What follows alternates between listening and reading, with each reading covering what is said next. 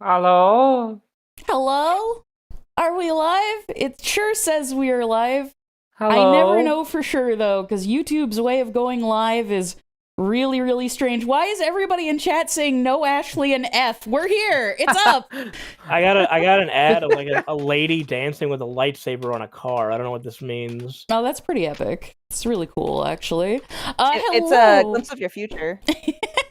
Hello, everybody, and welcome to the Hunicast, continuing our trend of, see, I told you it wouldn't be another year. We are back, and this time we have a bunch of lovely people who are going to talk to us about webcomics. But first, a few things. So, you know how last Honeycast I was like, oh yeah, next time we do a Honeycast, I'm gonna have like my full setup, and I'm gonna be all like prepared, and I'm gonna have my actual mic back and everything. Yeah, so we've moved into our new place, and it is currently actively under construction as we speak. So if you hear a bunch of loud banging and yelling and yeah, exactly like that, sawing noises and hammering and all sorts of shit, I apologize. I am going to try and mute whenever there's noise, but if I can't, I can't. Oh well. So yeah, There are welcome. so many holes in the house. Our house is fucking Swiss cheese. We have no floors, we have no walls, we have nothing. I have no ceiling. Good portions of the ceiling are missing, and that is actively being fixed as we speak. So, apologies for any noise. Oh, there's banging right now, actually. Cool. Epic. I tried to set up everything so that it wouldn't be that bad, but we'll see how it goes. But yeah, I guess we should introduce our lovely guests today. Everybody hopefully knows who I am, maybe, I don't know. But I bet people would like to know who Ari is, if you would like to introduce yourself. Yes, hello. My name is Ari Noble. I am the co-creator of Mathorial, which is a webcomic I run with Izzy Squeaksy, a great friend of mine and fantastic artist.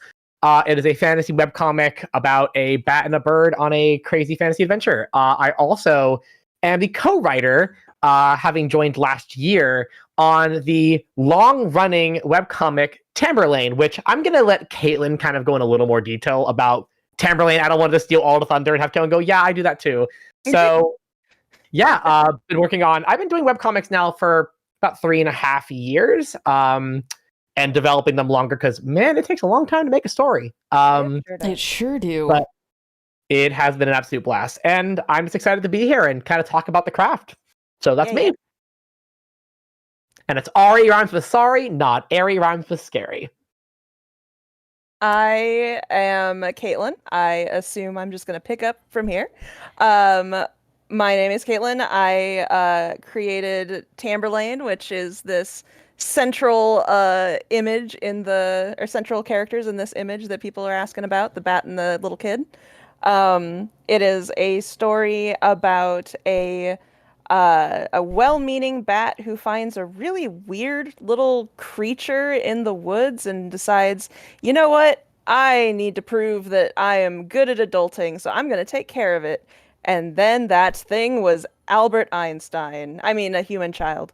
And so it's been running for 7 years. We currently have a Kickstarter that we are running that has the full arc one, the first 4 chapters, and a nice shiny hardcover copy. And I'm excited to be here with all my cool peeps and talking about webcomics. All right, Dave, nobody knows who you are. Who the heck Hi, are you? my name is Dave Capdeville. I am the creator of Legends of the Hidden Temple on Nickelodeon. I made that Shrine of Silver Monkey impossible on purpose just to fuck with you. And I also am the co-creator of Farfetched with the person who runs the show. And because they didn't Michael, got it. Yeah. they didn't want to be modest enough to like, oh, everybody knows who I am, so we're just gonna let that go. But yes, Ashley and I create Farfetched, and I'm in charge of also writing all the comics for it that we do. And also, I'm alive. Who's next? Ed's muted. I don't think he wants to introduce himself. All right, cool. Tracy, you're up. Oh, hey. I'm Tracy Butler. I'm the creator of Lackadaisy, which is a comic about a bunch of shady ne'er-do-wells who happen to be cats running a speakeasy and doing a spectacularly bad job of it. I've been working solo for a long, long time. I think since like about the Triassic period on that, by myself. But have recently started doing animated content with Fable Siegel, another webcomic artist, and Iron Circus Animation. And I'm gearing up in the summer to reprint all of the Lackadaisy books in hardcover. So I'm excited for that. I can't wait to get my hands on those. Yeah. yeah, it'll be satisfying that they will finally, like, the books will be the same size now. It's been a long time dream of mine to have books that are the same size. Yeah, I have the old books, and I'm just like, oh, frustratingly, yeah. Yeah, that was lovely, but it's that just was like... a choice. That was there's reasons for it, not good reasons, but reasons. I also just realized I totally forgot. I just assumed because this is your channel that they would know what Farfetch'd is, and I didn't say anything about it. I didn't say anything either. I was like, everybody knows what Farfetch'd is. I'm just gonna assume they know what our show is. Purple dog, band, monsters, ice cream truck. You get it. Whatever. Yeah, basically. That's Scooby-Doo, but purple. Yeah. And all right, Michael, what webcomic do you do? Introduce your. I make webcomic. Farfetch'd with Dave Capdeville. You sure do. You know, it's a story about a girl and her dog. It's a very modest story. You know so much really about like the show you make. I know, it's a very modest story about a girl and her dog experiencing the troubles of capitalism. That's not horribly far off. In society in modern day. It's not right, but it's not also not wrong. Rue struggles with the fact that the Arizona iced tea is no longer 99 cents and has to bring down the corporate overlords. Rue is at least grateful that one thing remains consistent: the Costco hot dog and soda combo. Damn right. That's what she eats every single day. There's one constant. People are saying, "Oh, inflation's out of control." She's like, "I never noticed." Yeah. Someone says, Dave, you sound like you were made of popcorn. What? He is. Huh? That delicious and buttery? That is actually accurate, I will say. He is made of popcorn. You had popcorn today, didn't you? I did. Well, anyway, popcorn comments aside. All right, so... as some of you might have guessed, this Hunicast is specifically about webcomics. So I wanted to first get a little bit into everybody's webcomics, specifically like how they started, like how long it's been running for, what some of your inspirations were, etc. Tracy, so when exactly did like Lackadaisy start, and like where did it come from?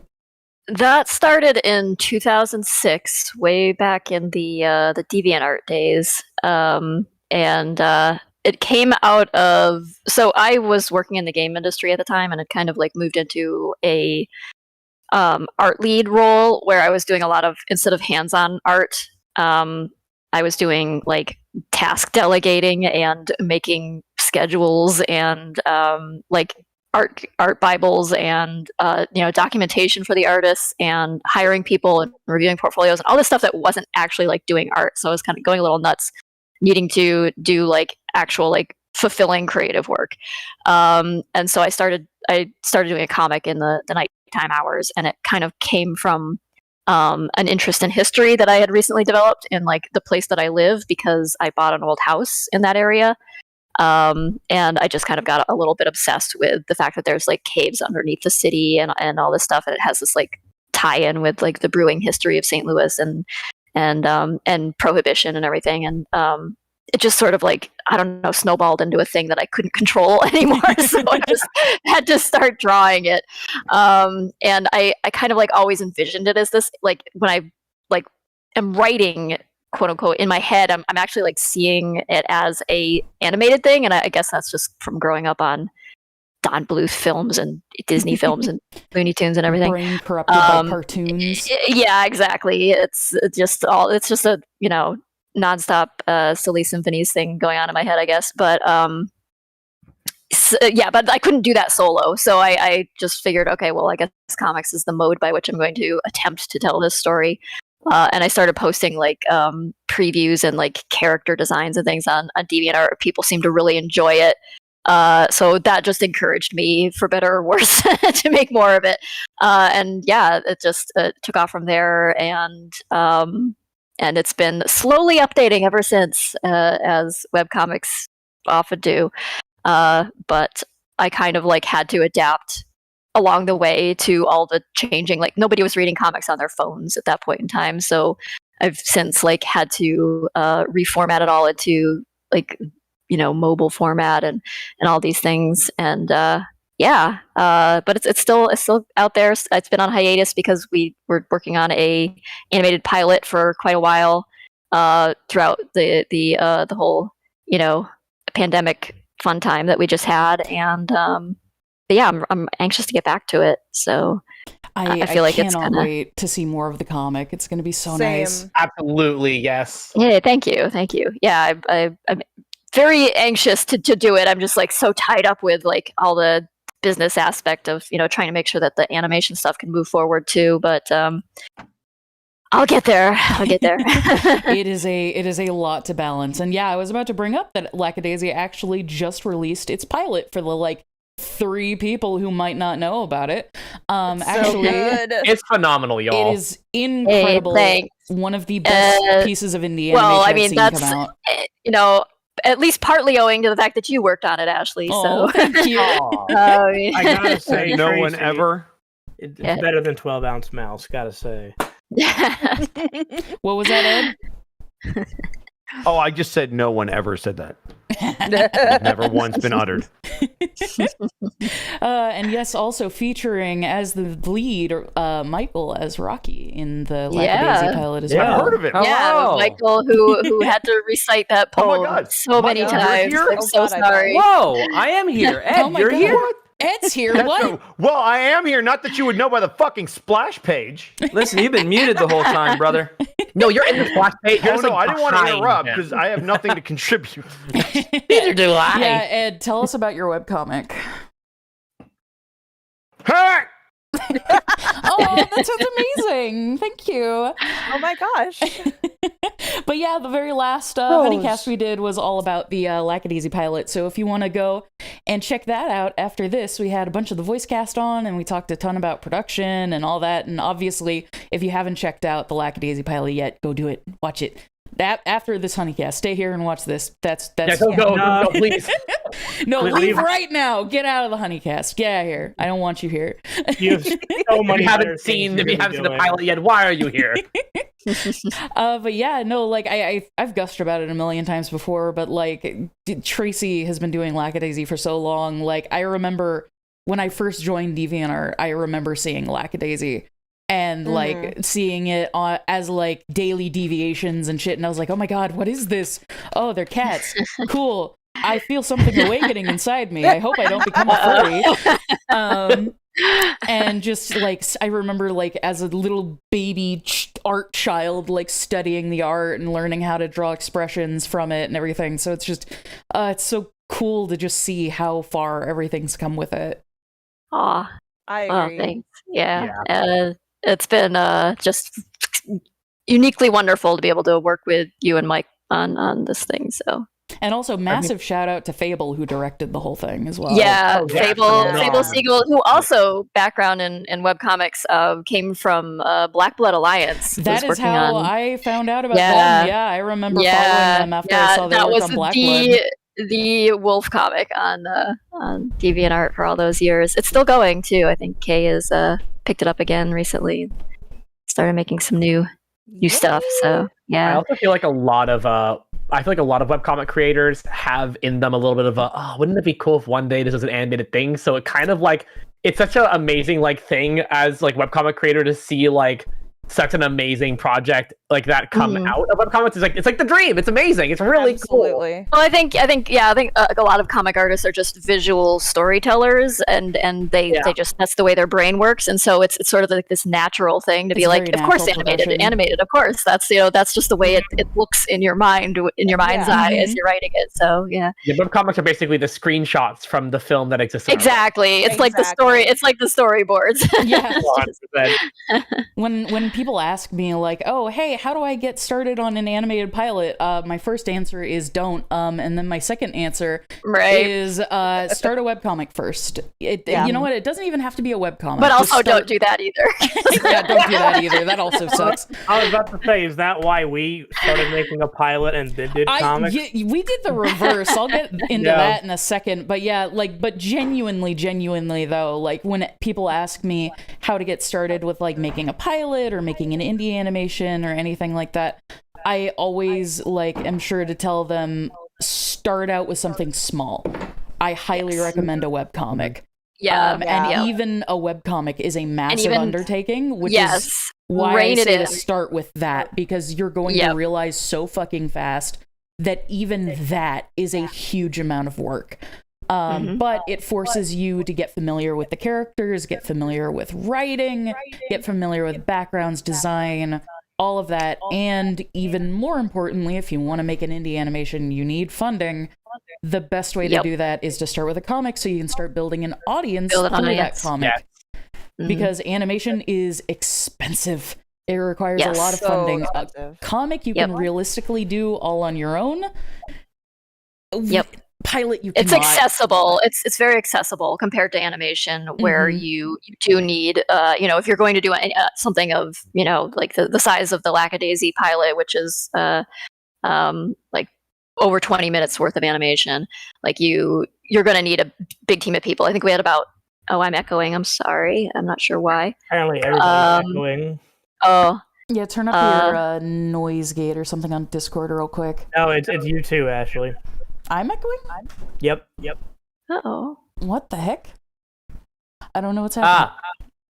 Oh no, it's Tracy. It's Tracy. Oh, it's me? Oh no. I'm sorry. You know what? I'm gonna disable streamer mode on Discord because that seems to cause that to happen. Gamer mode. Also, speaking of loud bangs, there was our first loud bang, I do believe. What the hell did they drop on top of me? Bow chicka wow wow. What if something just fell through the floor and actually hit you?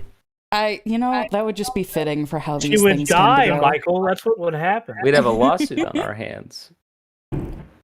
Also a dead body. Yeah, I was going to say, also a lawsuit on your heads. What's left of them? They are hammering literally right on top of me. So again, apologies everyone. Active construction happening. But anyway, moving on, Dave. I guess regrettably we should talk about Farfetch'd, maybe. Woo! Well, sure. So with Lackadaisy, they did the sensible thing and started with a comic and then moved to animation. We did the reverse because I realized, I'm doing this out of order.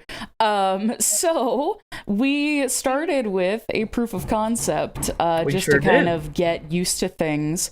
And then I was like, hey, Dave, wait a minute. It's going to be a long time before we can release this pilot, and people need to start getting used to the characters, used to the tone, all that stuff. We should start doing comics. And I was like, all right, here's let's come up with a whole bunch of ideas because it mainly was a thing where it was the proof of concept, which is not really that reflective of the series anymore, it was literally just a test to create the pipeline and figure out what we wanted to do. It was literally just a how do I even do this kind of test. In fact, you only see the four other main characters in a photograph in the when the proof of concept started, none of those characters even existed aside from Quinn. No. So what it was is okay, what we should probably do is we should make people familiar with these characters and the tone of the show we're going for. So let's just do a bunch of comics with them. And that's my favorite thing to do is just character stuff. So and what's fun is that they can be both kind of some canon and also non-canon, just as long as they're like in, they're in the character for them. Yeah, none of the comics are really canon. They're just kind of canon adjacent. Yeah. So we started off doing them all, and then we met this amazing artist called Kizdude on Twitter, who would just draw like ridiculous gremlin versions. She makes the funniest fucking shitpost comics about the characters. And I was like, this is funnier than anything I've ever made. I need to hire her immediately. And so we hired her, and now she and I write them all. And it's a blast because we just like been trying to turn up, like we're trying to find that balance between like chaotic and cute, I guess, with these. But mostly what I hope is that it's made people like and understand the characters enough so that when the pilot does come out, they're like, okay, I'm already familiar with these characters and stuff, that I can just jump on board. Yeah, exactly. And like one of the things that we're looking to do actually, like during production, and don't worry, I know a few people who are fans of Farfetch'd have said this because they're worried. The comics absolutely do not take away from production time of the pilot. They are entirely separate teams. In fact, the members of our team who don't have like anything to do currently on the pilot, like our board artists and character designers and stuff like that, because their jobs are done, we moved them to the comics so we could continue to give them work and money after their role on the project was done. So don't worry, the comics do not take away from production time at all, literally. But one of the things that we're looking to do soon is start doing some longer comics, because previously we had only been doing like 1-page comics, just little gags, but we want to start doing like short, longer but short, like 5-6-page comics that actually have like a little bit more story to them. So that'll be fun to kind of dip our toes into, because comics are like a completely new thing to Dave and I. Like I don't know about you, Dave, but I had never done comics before this. I've done it before this. I've helped in other projects with like writing comic stuff, and it's a lot of fun. It's just that when you go like going for the long form ones, like I, in a way, I almost don't envy Tracy and Caitlin with like, we're telling one long story, week after week. I'm like, oh, that sounds like hell. Like, I just want Griff to say the funny thing and Quinn to die. So it's like, but no, it's I'm really looking forward to expanding on that, to like go inside. We have a couple like really fun ideas for that. It's also just can I talk about what our first exciting long form comic idea is a little bit? Sure. Our I'm not going to say any more than this, but our first exciting Farfetch'd long form comic that we've started working on, The Gang Goes to the DMV. That's right. We wanted to do something so exciting it would break the boundaries of really media. Unique and exciting. A band of goth emo children and their purple sparkle dog go to the DMV. It's going to be really, really cool and epic. I feel like, Ashley, you just have a lot of stuff you need to get off your chest, and that this comic is just going to be an avenue for that to happen.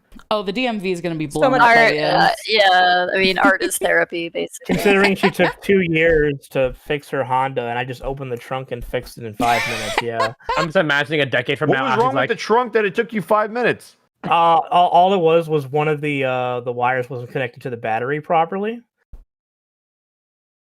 Listen, yeah. Ashley, listen. I Let's never go said to the I could DMV. Let's go to the DMV. But I'm yeah, just imagining 10 years from now, Ashley's doing another Hunicast and is like, hey guys, I've been working, as you know, I work on the DMV comic. It's been 10 years. Still going. Hey guys, welcome to HondaCast. Yeah, it's not even called Farfetch'd anymore. It's just called DMV. It's called DMV. Hey guys, the pilot's canceled. We're going full in on the DMV comic series, so stay We changed tuned. from pilot to driver. Where You Carl canceled the pilot. Wait, everybody's checks cleared already, right? So we're good. Yeah, we're good. All right, we're good. That is one thing I will say.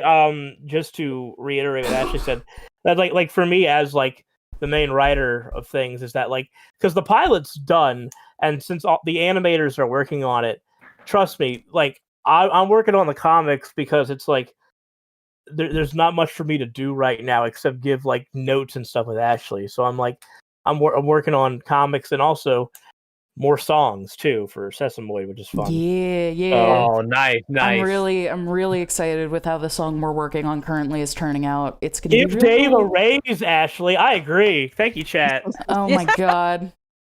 Anyway, let's get that going. Anyway, Lackadaisy, right? Yeah, let's talk about that. I love you, Dave. Oh, so does your wallet. But yes, let's talk about which one's next. Real quick before we get into Lackadaisy, if you want to learn more about Farfetch'd and read the Farfetch'd comics, as well as learn more about any of these other projects, down in the description below, I have links to everything. So when you have the time, feel free to go and check that out. So Lackadaisy, before we get into it, not Lackadaisy, Tamberlane. God, I'm so tired. I have slept. No, you are fine. I have slept 8 hours over the last 3 days. We unloaded a bunch of the storage unit for our house yesterday too. With Caitlin. Yeah. and the lovely Ryan who helped as well. That's my husband. Shout out to Ryan. Did I just hear him go, yeah, in the background? Yeah. We love you, Ryan. We love you, Ryan. I heard my name. Yeah. I love you. But before we get into Tamberlane, not Lackadaisy, we've already done Lackadaisy. That's the one that the dogs make, right? Yeah, exactly. Yeah. Okay, cool. We have a very, very special something that me and my crew and Caitlin have been working on for a good long while, and we would like to premiere it on Hunicast today. Yes! Real quick. So excited. So that the people in call can check it out while I post it for the stream. I'm going to post it in chat real quick. This is actually going to be dope. This is a first premiere of this thing just for you guys. Is this a picture? No, it is not. Yeah, we've been working for almost a year. The image you're all seeing on the stream already of all the characters. Yeah, that was the project. Year. Yeah, it took you the whole year. Oh, you mean the picture I didn't make the cut for? Yeah. They've had another year werewolf ass. 40 people. It would have taken another year to add you, so we were just like, we gotta put it out now. I mean, that's fair. You could have just put a basketball in the background. We're actually going to be, I hope you guys are ready, we're going to show the entirety of Ari Aster's Beau is Afraid live here on the Hunicast. Yes, hello, my name is Ari Aster, that's me. Oh my god, we should have done that bit.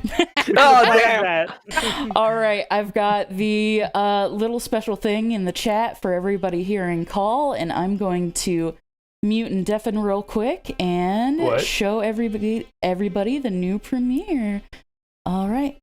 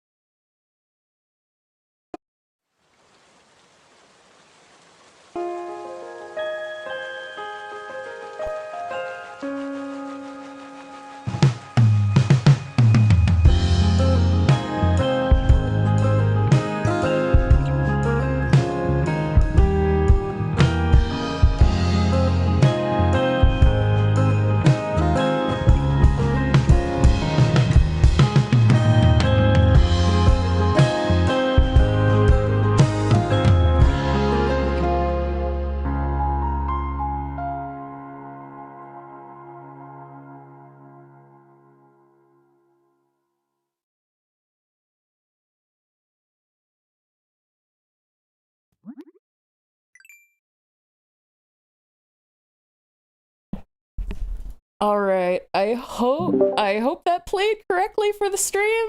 It's so cute, right? It did. Yeah, that's gorgeous. It's playing. What the heck is that? Oh, y'all, it turned out so good. Surprise! Yeah. The art translates so well. It was like it would look like anime thing. Who's that really famous anime guy who did like the somebody- spirited castle? Oh, Spirited Ghibli. castle? You mean, yeah, Ghibli. You mean, yeah. This has been Miyazaki. such a fucking hard, tight-lipped secret for so long. So long. Caitlin and I have been screaming into the void, wanting to say something so badly. It's so good. Yeah, in the I last keep- like 2 months, I've started like dropping hints to my patrons and just being like, hey guys, ooh, but then I can't say anything Well, things more. happening.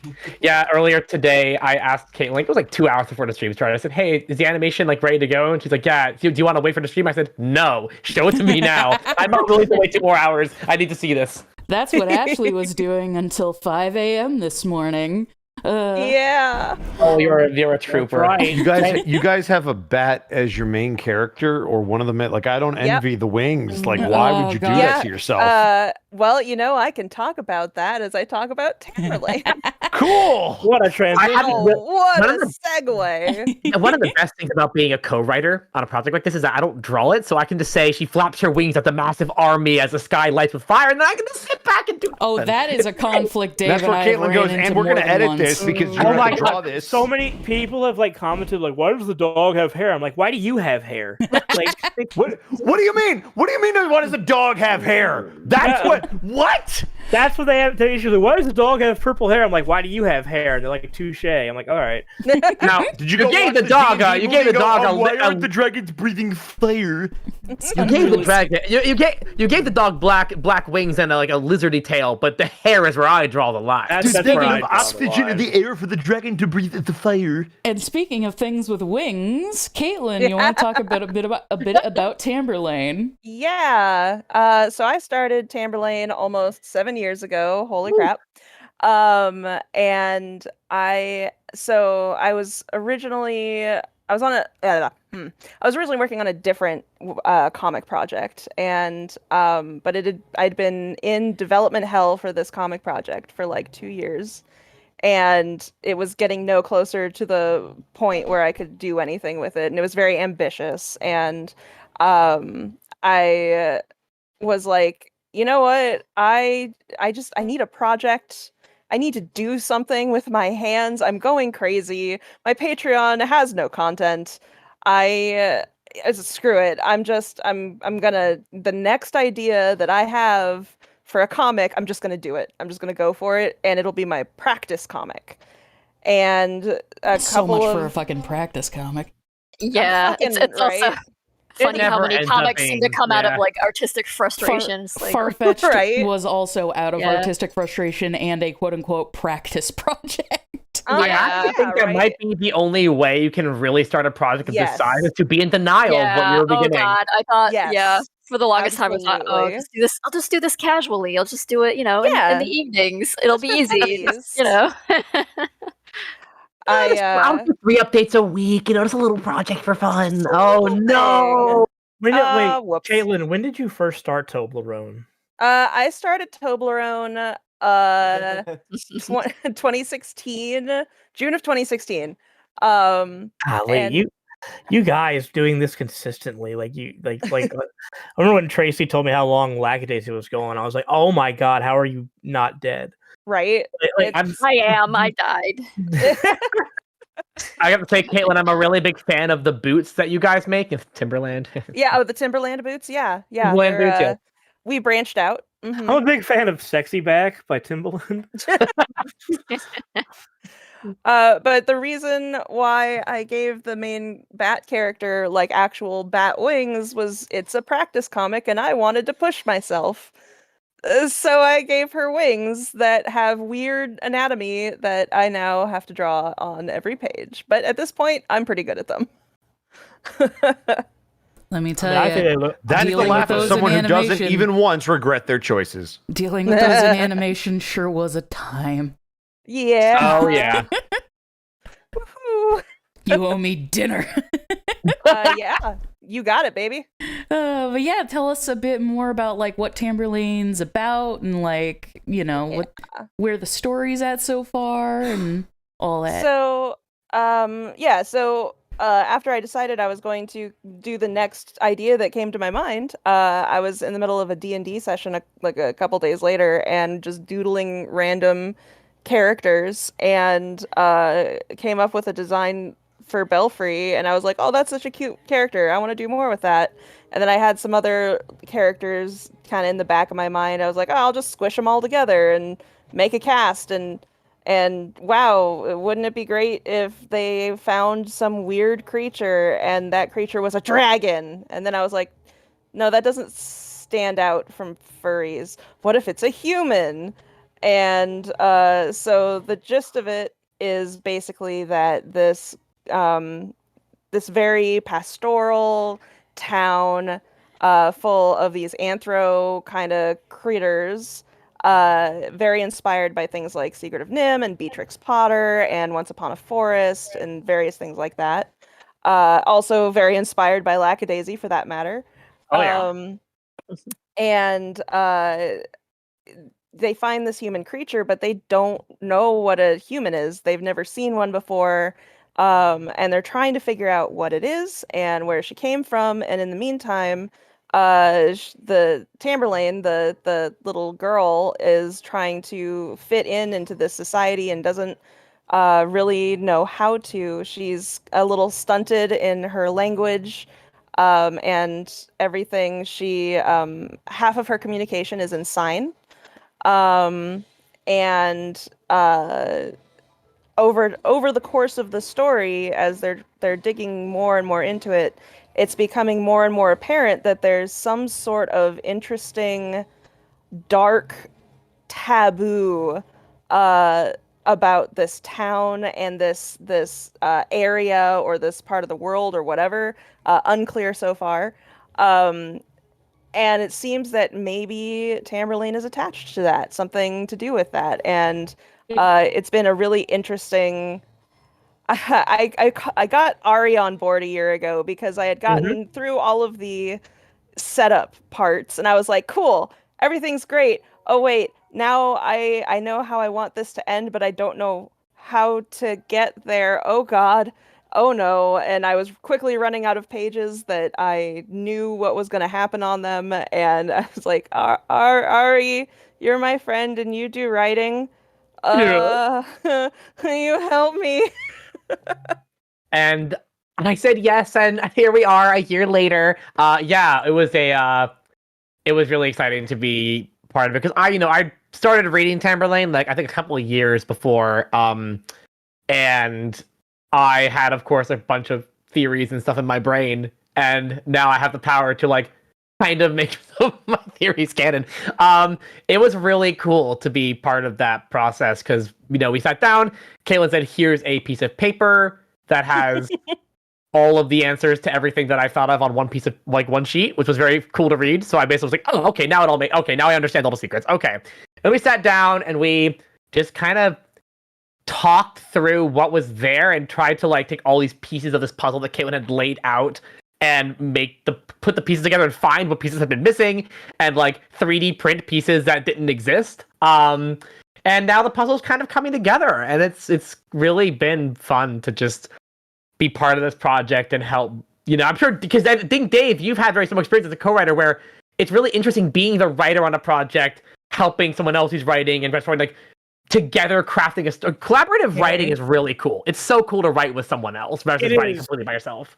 Oh, dude, writing by yourself is a nightmare, and it's it's our job, but when you're collabing with somebody else, it's just that ability, not only just bouncing it back and forth off each other, but sitting there, when you're working with somebody directly, it's kind of like anything you do with somebody else. You're more inspired to work harder as opposed to if you're just sitting by yourself in front of final draft at 2 a.m. staring at the screen and you want to die, you're not gonna get much work done.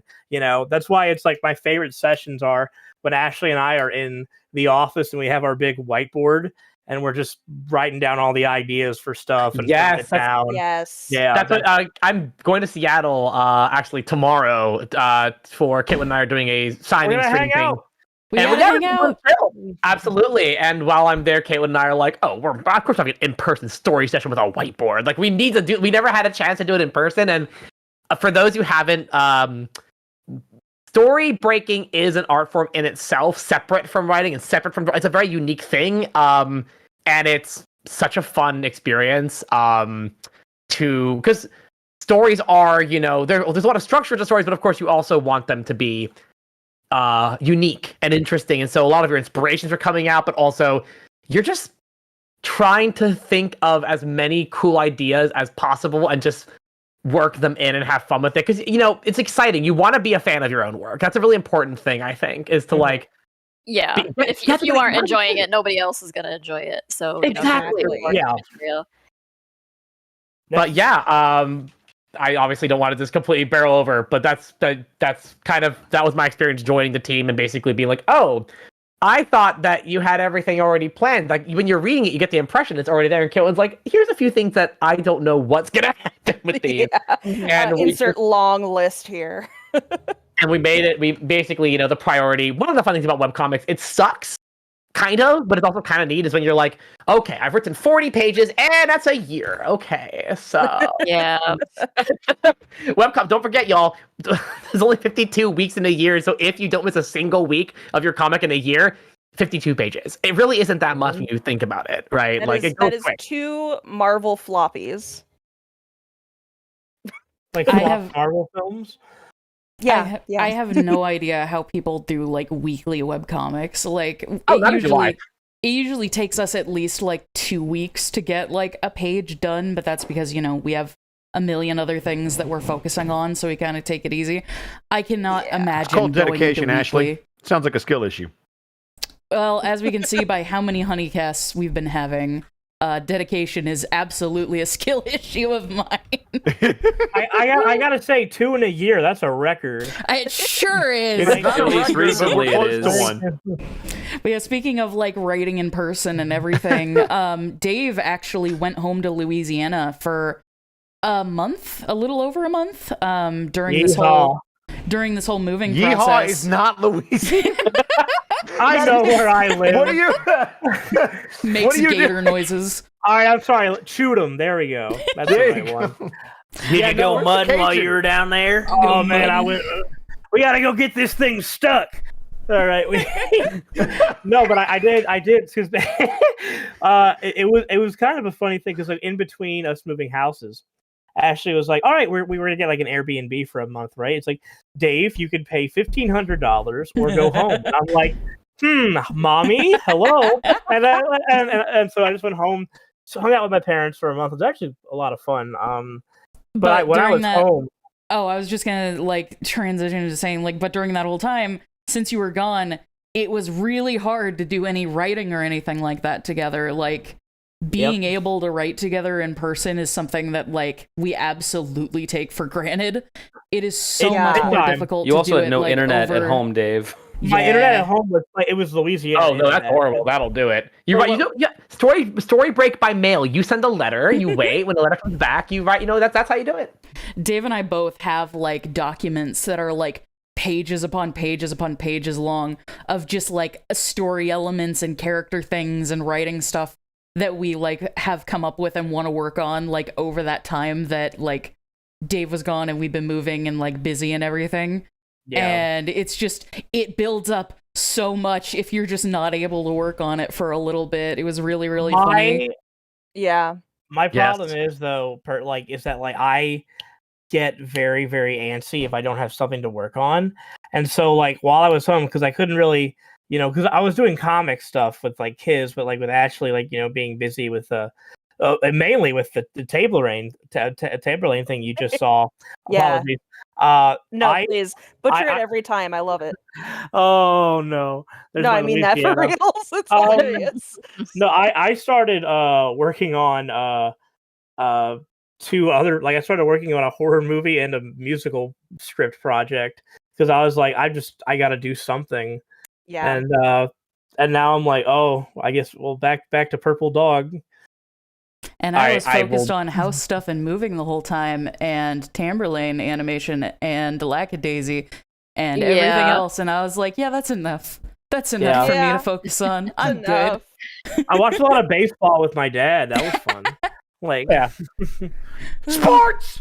As an absolute obsessed fan of horror, I will at some point need to hear what this horror thing you have doing oh, is. you and I are gonna be friends. On our train ride back from the airport when I was meeting Dave there, we took the train back, and we passed by the big stadium, the T-Mobile Park Stadium or whatever. It's in Seattle. Yeah. And Dave was just talking about how me and him, because I'm not a sports guy.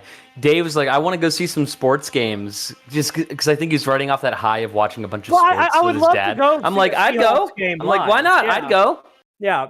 I'm not a big sports dude, but I'm down to just have fun and go along with it. I've always been like, I'm not huge into sports, but like I try to know enough about like a little bit of something about everything so I can always talk to somebody about something, you know? I always just I silently root for whatever team is like the underdog, and then if they're losing, I publicly endorse the team that's winning, and I never go wrong. Yeah, like when I was home, my dad was like my mom told me, he's like, your dad has been so happy since you've just been sitting down watching LSU games with him. It's like, hey, that makes me happy if it makes him happy. So, you know. Oh yep. Anyway, back to like furry nerd shit. No. Oh yeah.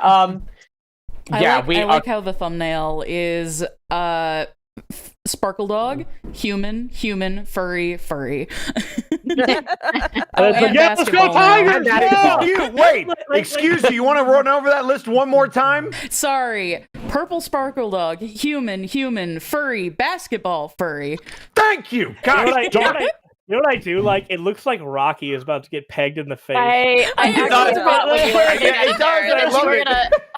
I was gonna suggest you. It looks like he's gonna pick it up with his mouth or something. All right, crew, we have our homework for today. Everybody draw Rocky getting knocked out in the face with a basketball. Or no, just him chewing on a big teeth. basketball. I mean, catching a basketball with his mouth like the most horrifying dog in the world. I just imagine Freckle off screen saying, "Rocky, shoot the J," and then just getting pegged in the face. Like, incredible. Also, hey guys, remember before the stream started how I said, man, getting sick now is the worst timing ever? Oh Sure, no. Yeah. Uh-oh. BRB! Oh no. Uh-oh. no. Ashley's BRBing. Uh-oh. Have fun while I'm gone, running the podcast. Bye! Bye. Well, Ashley's gone, so I guess don't it's use just my us. toilet! She's gonna use your toilet, Dave. Damn it! I just cleaned it. It's gonna get nasty again. Let's Let's talk smack about Ashley now that she's gone. Good idea. Yeah, she ruined your toilet, Dave. Yeah. It's a great conversation. Yeah. Perfect. Yeah. Well, cool. Well, I don't know where to go from here, so Yeah. I guess we shall read a few of the donations that were sent to us. I thought you were Perfect gonna timing. say- That's the way to do it. Yep. I thought you were going to say goodnight, everybody. All right. So, Good night, everybody. Bye bye. Yep. Bye-bye. No. So let's see. Let's go ahead and see what we've got. We've got a few donations. Actually, we got a really nice one, really sweet one from Rose Souls, which is a really large one for $500. Which thank you so Just much. wanted to say hello. yeah. Oh wow. Oh, that is exactly wonderful. what it is, Ed. That is Are you exactly what it fucking is. kidding me? They said, I sadly won't be able to attend this one. Thank you for all the laughs and smiles you bring. My request is for everyone to wish me luck and give me some encouragement. Thank you again for all the joy you bring. Aw. That's Well, so you're very sweet, Rose Souls. Like you Aw. don't have to donate that much. You're so sweet. And like I don't know what you've got going on, but you certainly will get through it. I promise you that. Like times are tough sometimes. I mean, we're living in a Swiss cheese house right now, doing the best we can, but we're gonna get through it, and you're gonna get through it too. Yeah. You know, my father said when I was younger that hard times breed better men. And then my father died. I'm That was the trying last to thing my think, father ever said to me. If something But, bad happens, you just harvest it for your webcomic content. Yeah, there True. you go. Yeah. Yep, exactly.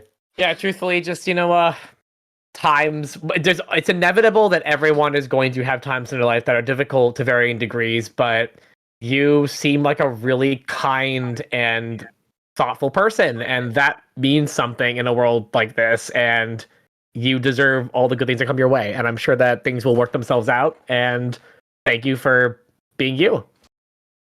Yeah. Again, that's Rose Souls. Thank you so much for that. That you're so sweet. Yeah. What else do we have? We also... One person got the reference. Two people. Thank you, chat. Fucking damn it. I didn't even get the reference. No, I know. I knew no one in this call would get it. That wasn't for you. Yeah, a bunch of 14-year-olds are gonna get it. It's not no. From now on, when you say things, I'll Google them, and then I'll look super, super informed. It'll be great. Oh, goodness. Next up, we have Relaver, who says they gave $250, which is also quite a substantial amount.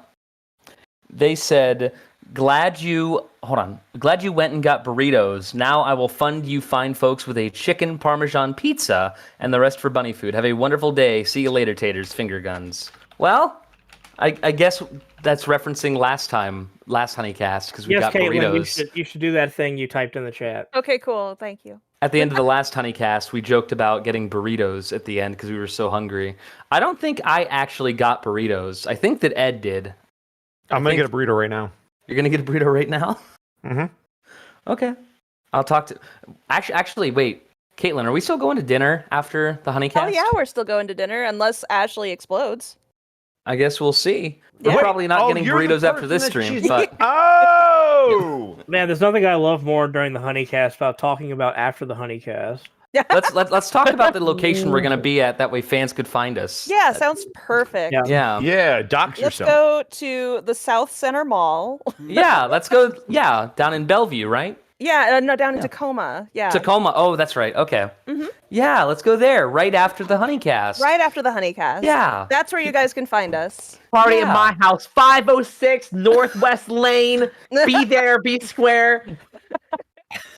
I'm going to go ahead and be square. I'm going to just be a square. You're a basketball. You can't be a square. You can't. It's impossible. You watch me. You draw cartoons for a living. I will fit into a square peg. We are currently broadcasting from 1600 Pennsylvania Avenue in Washington, D.C., just so you know. Yeah, that's where we're from. We're in the basement. We stole them from the If anyone tells you we're in Washington, we mean DC. Yeah. Yeah, nobody goes to Washington State. I'm currently under Joe Biden's desk. Having a time. I didn't know that. Okay, you know. All right. And he has not shown up. He has not been here today. He hasn't been here once. I've been stood up. My goodness. Yeah, Caitlin, go ahead and say the thing. Okay, I will say the thing. So just dropping another little plug here that if you really liked the look of that awesome animation that Ashley and her crew did, which was oh so freaking awesome, if you check out the webcomic at tamberlanecomic.com, you can read more for free. You could also check out our Kickstarter that we are running right now. There's only 9 days left. You can go easy peasy. There's a link in the description, or you can type kickstarter.tamberlanecomic.com because I set up a handy redirect. We have a beautiful hardcover copy of the first 4 chapters. It is really, really exciting, and I'm really hoping that maybe, possibly, probably not, but maybe if we can get to one of the stretch goals where I get to give Ashley and her crew an extra bonus of money, I would super love that because they deserve it for all the hard work. Oh. Yeah, hey, Money's Ashley's awesome. back. I got something by money. Ashley here's. The word money. Money. Ashley likes money. Are you I've been here the whole time. What I'm saying is, if you want to support the comic and you want to hopefully support Ashley, get all of your friends to do the Kickstarter. Okay, bye. Yeah. Donate to the Tamberlane I'll- Kickstarter. Do it. I think. And I'll just throw out there that for those who care, there's going to be 2 things that you can get on the Kickstarter. One is the omnibus hardcover, which has all 4 chapters. There's also a softbound chapter 4. So if you're someone who's like, I just want to own something from Tamberlane, but I don't want to buy a big omnibus, there's also this really nice softbound chapter 4 we're selling that is gorgeous. and it's a little cheaper. So I know money conscious people, but still want to participate. There's something for everybody, and There's yeah, also digital. You don't have to get a hard cover if you don't want to. The digital is much digital cheaper. style. I can't wait until, oh my god, fucking Digital style. God damn it. I cannot wait to get my grubby little fingers all over that fucking omnibus, dude. It looks so gorgeous. I'm so fucking psyched. The cover Caitlin art and you I- did for it is so fucking beautiful. Yeah, we spent You've put- so long planning out that cover, and then Caitlin just Oh my knocked God. out of the park with the art. It's gorgeous. You guys It's obviously beautiful. took a fuck ton of time planning all that out. I remember like Oh my god, yeah. forever ago when Caitlin like mentioned starting the planning phases, and I was like, oh cool, and just seeing how much went into everything. I'm just like, oh goddamn. We made a baby. It was a 9-month project from beginning to end. And now the baby Legitimately. is beautiful, and of course the hospital bills are exponential. So Oh yeah. yeah. And we want to pay. Absolutely. We want to pay the and we want to pay the doctors extra. So please.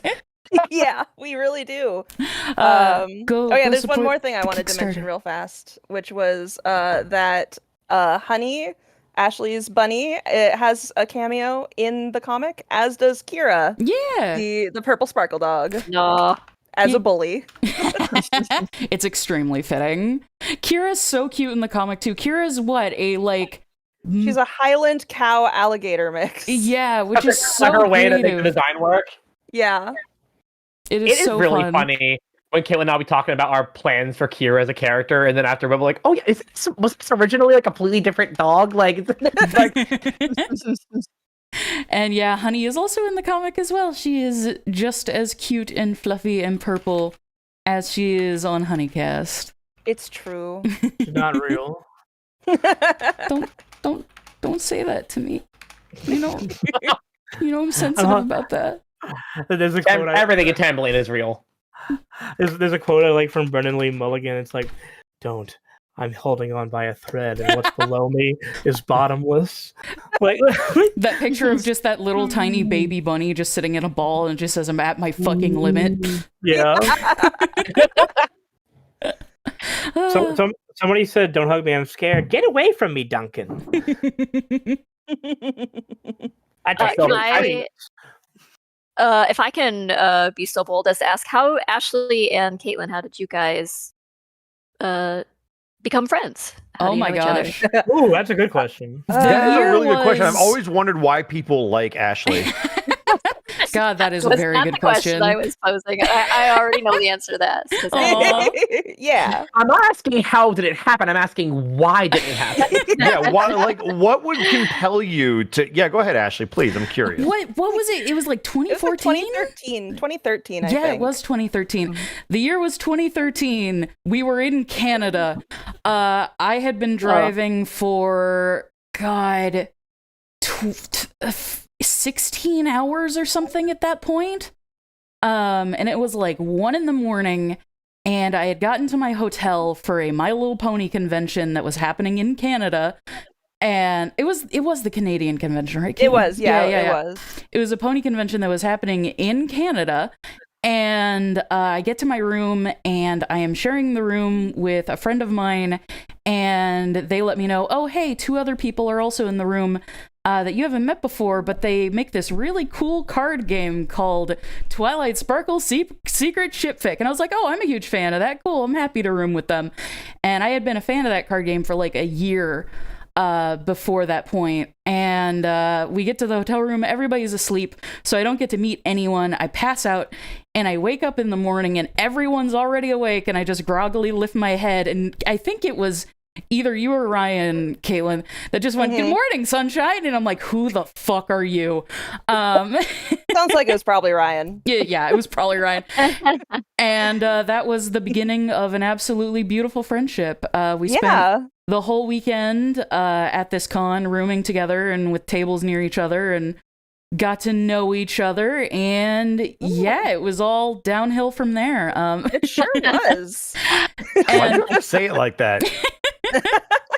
But yeah, no, we just clicked like right off the Yeah. bat. It was really, really cool. And we ended up going to like a ton of conventions together, but at that point I still lived in California, and Caitlin lived up here in Washington, and then eventually I DC. had DC. I had the opportunity to move, And so now we live close to each other and we get to hang out all the time, and it's awesome. It's awesome. Nice. And what's really funny about us becoming friends is, like, I think a month before you and I met, I was playing that card game with some friends of mine, and I was telling an ex-boyfriend of mine, boyfriend at the time, as we were playing the game, I was like, man, the humor in this card game is so fucking funny, and I love the art so much. I would really love to become friends with, like, the people who made this. Like, I'd love to get to know them. And my boyfriend went, tough fucking shit. There's no way that's gonna happen. Like, he literally said that. Wow. Oh, What wow. a There's a douchebag. reason he was an ex. Yeah. And then I think he was, like, half joking, but he was also like, yeah, there's no way. Like, you're never gonna meet people like this cool and popular and whatever. And so then, a month later, instant friends. Yes, absolutely. Nice. It was so funny. And just been friends ever since. Caitlin made the logo for Farfetched, and we've been... And Hunicast, actually. And Hunicast, yeah. Oh, okay, I didn't know that. Trivia. Yeah. Actually, Caitlin said, I need the eye to be a carrot. Can you make your son a bunny, please? Yes. Just It work is backwards also- from there. It is also partially your fault that fucking Honey Bunny even exists. Oh, really? Yeah, Was it you were my part of the fault? whole group of friends that would constantly Oh, shit, bully me yeah. about being a bunny. And I was like, Oh, yeah, fuck it, that's right. fine, I'll make a bunny persona. And then history. It just stuck from there. So yeah, Caitlin and I have been friends for a very, very, very long time. Yes, it's been lovely. It's And bam.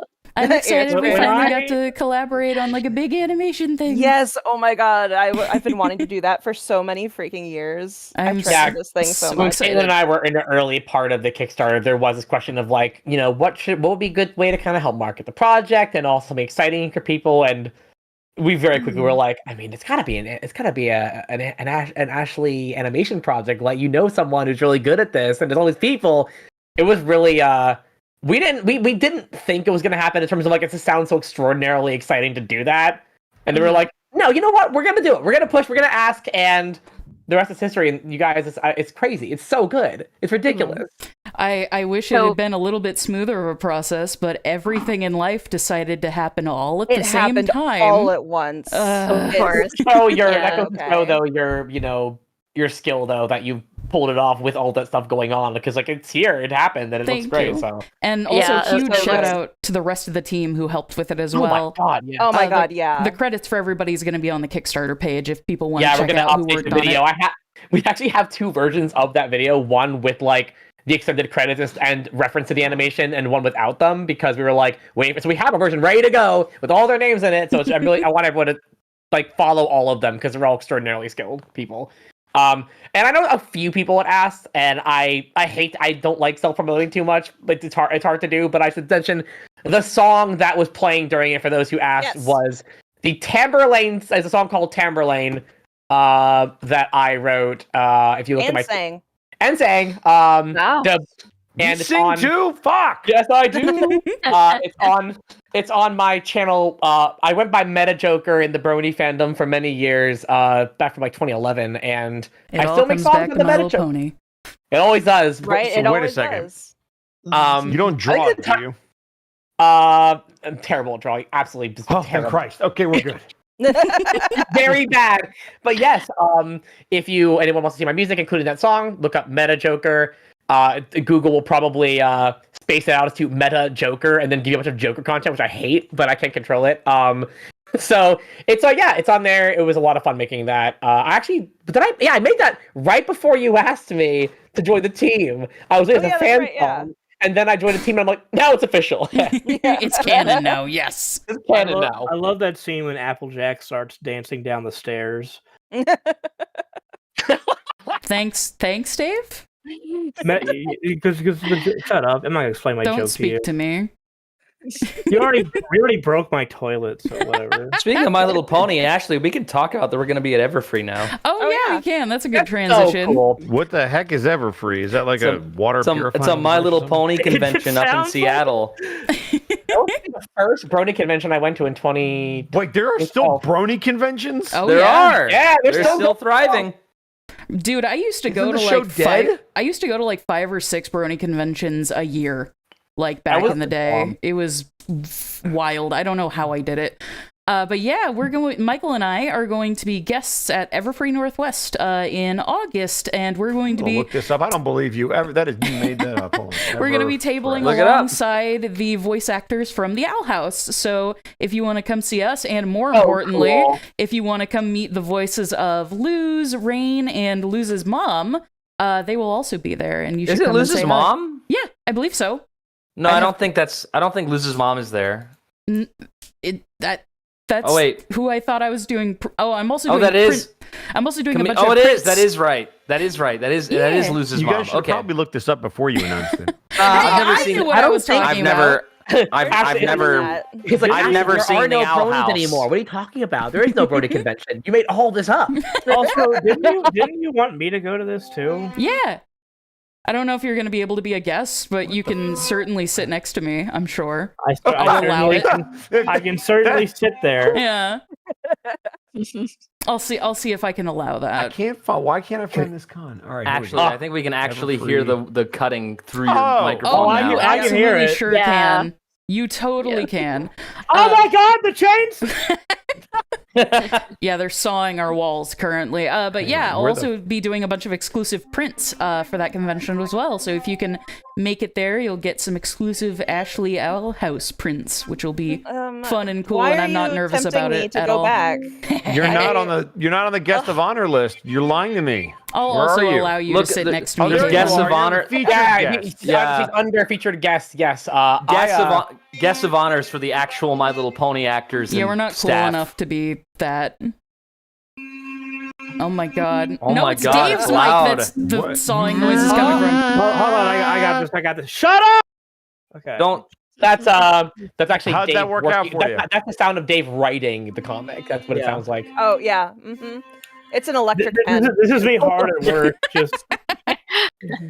Dave, they actually stopped. I think because of you.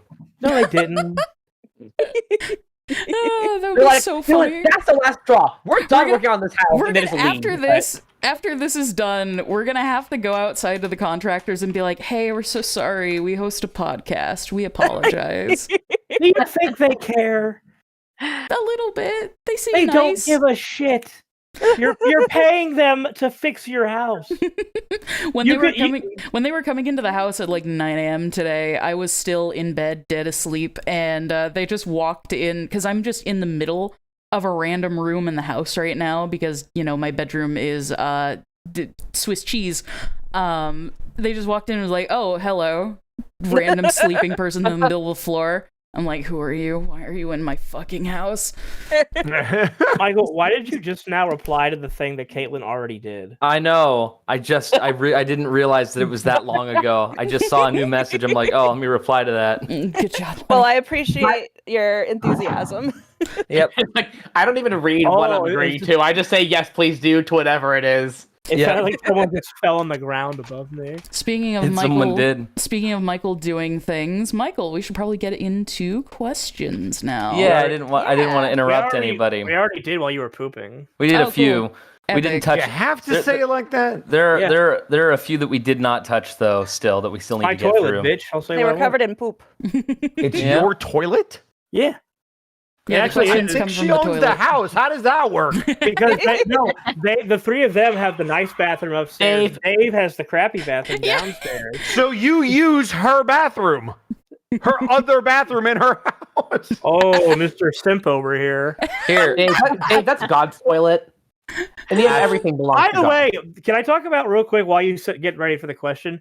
The shower in that bathroom. Oh my God. The Superman phone booth I essentially have. I'm sorry, what? I think it's 4 square feet big. Like, it is tiny. Oh, one of those. I am admittedly a big guy, and but even for a small person, this shower is about the size of a phone booth. I'm pretty sure. I've been it's in smaller. Bigger phone booths. Yeah, and so it's basically just my shower is me like do my hair, and then to do my body, I just spin in a circle idle like some like animation, and I'm like, all right, I'm clean now. Like, I like that the way the house is set up is there's 3 bedrooms and a bathroom upstairs, and then there's 1 bedroom and a bathroom downstairs. And I was like, Yeah, Dave, you get to live in the dungeon. Bye. Bye. Also, I have to read this quote because I love it. Someone just said, "Toilets are meant to be used." Amen, everybody. Let's get a I mean, round that of is- applause. Round Yes, of applause. that is true. Absolutely. True facts. Beautiful. I will be Alright. honest. When you describe this I'm gonna tiny get little that closet put in on- the shower, I that's imagine my- like an Iron Maiden. That's my epitaph on my grave. Just toilets are meant to be used. All right, Put that- put gamers. that- Let's read a donation. Okay, gamers. I don't know. Let's talk d- about toilets for another hour.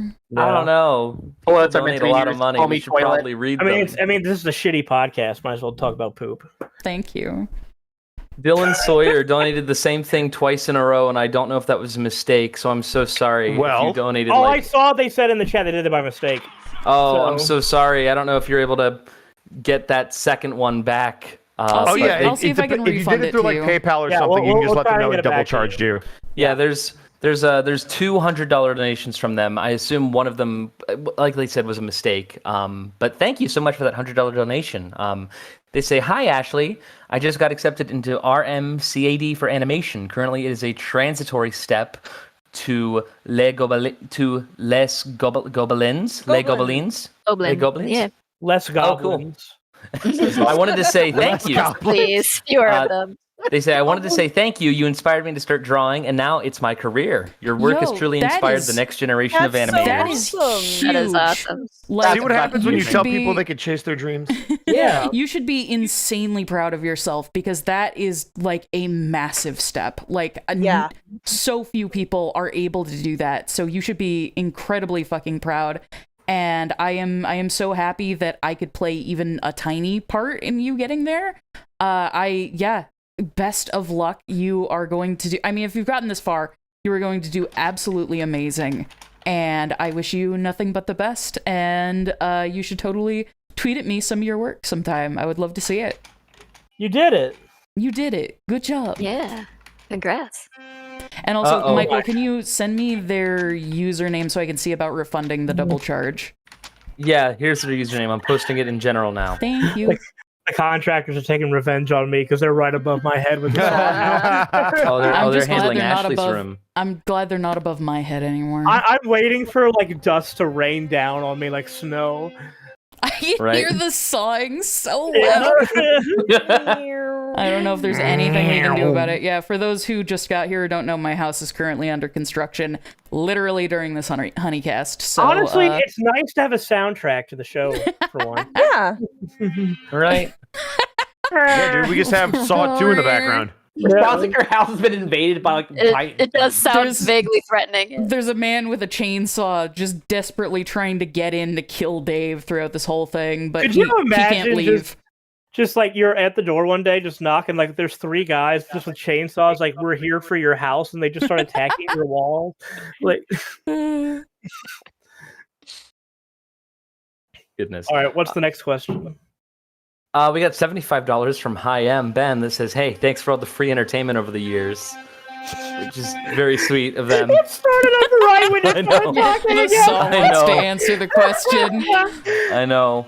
That's all it was. Is just thank you for all the entertainment. Well, Aw, thank thank you. you. You're Um, welcome on their behalf. I hope the Yeah. saw is extra entertaining for you. Also, I'm really honored to have been part of the Hunicast team for so many years, and thank you for. I'm glad I could inspire the next generation as well. All right, how do I kick Ari out of here? also, I'm gonna go ahead and acknowledge. Cast, baby. I'm gonna go ahead and acknowledge this. Fanimation Mike, if you're in the chat, thank you so much for all of your donations. You don't have to donate like 7 times in a stream, though. It takes up too much of the list, and a lot of it is not really related to webcomics. We So love like and I feel appreciate you though. we love and appreciate you, but at the same time, also we don't want to take away from this opportunity to have these guests actually answer questions and talk about stuff. We're still gonna do a few of your one requests. yeah, I know one of but them is about production and stuff, and I'm looking forward Yeah. to answering that one. I'll answer that one. I'll put that one up now. Actually, let me find that one real quick. Let's see, where was it? Most of them, they just want to hear imaginary cartoon characters say things that will never happen. I'm just waiting for the saw to chime in the moment we go to answer the question. It's so funny how it's like it comes in waves, like it's sitting there like a like a predator stalking its prey in silence. Special guest for this Hunicast, Chainsaw. Here we go. I found it. Fanimation Mike did donate one that said, "Hey all, Fanimation Mike here again. I have a question for everybody. As someone who also wants to create their own webcomic or indie project series but struggles with drawing or staying motivated at this point, what is your best advice for anyone starting out?" Yeah, that's a good one. I gotta say that advice of tricking yourself into thinking it's not gonna be a very big thing and you're just gonna practice, great way to start. In some ways, the ignorance you enter with is a blessing because you don't know what you're getting yourself into, and so you just wander into the dark woods and go, this is fine. But I think just don't overthink it. Like, do approach it lightly and do approach it as if something you can do on the side, because maybe it is, but it also might take over your entire existence. Either way, just I think focus on something you really love and enjoy, and that's going to motivate you to move forward. And I also would say that, like, as much as I am an artist and a visually creative person, I feel like writing is probably it can be the thing upon the premise upon which your comic is based. You don't necessarily have to, or short. You can do things with stick figures. I've seen comics done well with stick figures. Order of the Stick, my friends. Yes, Order of the exactly. Stick. A classic. XKCD. Exactly. You can write good, funny content and accompany it with like almost intentionally bad artwork, and it'll still work. I used to love Dick figures back in the day, the animated series. Yeah. I think that a couple things, like one is of, as you mentioned, like one of the joys of webcomics is the fact that, as I'm sure many people have seen, there's something very satisfying, exciting about seeing someone's artistic ability evolve over the course of the webcomic. It's kind of part of what makes it exciting. Like, starting at the two things I always say when people ask me this are, one, like you said, don't overthink the art. And if your ability is limited, draw what you can draw and you will improve. You will get better, yeah. And the second one is you don't have to release weekly in order to be releasing a webcomic. Like, that's like, people like to idealize like the weekly release, but if you release like once every like 4 weeks, 5 weeks, you're still making something. It's better than doing nothing. Just start with something, and I think it's unrealistic to expect every artist to be able to do like a week by week basis. Even bi-weekly is too much sometimes for some people. As long as you're doing something. Like specifically, I also want to just point this out to Tracy, because all of your like spreads are always so detailed and beautiful.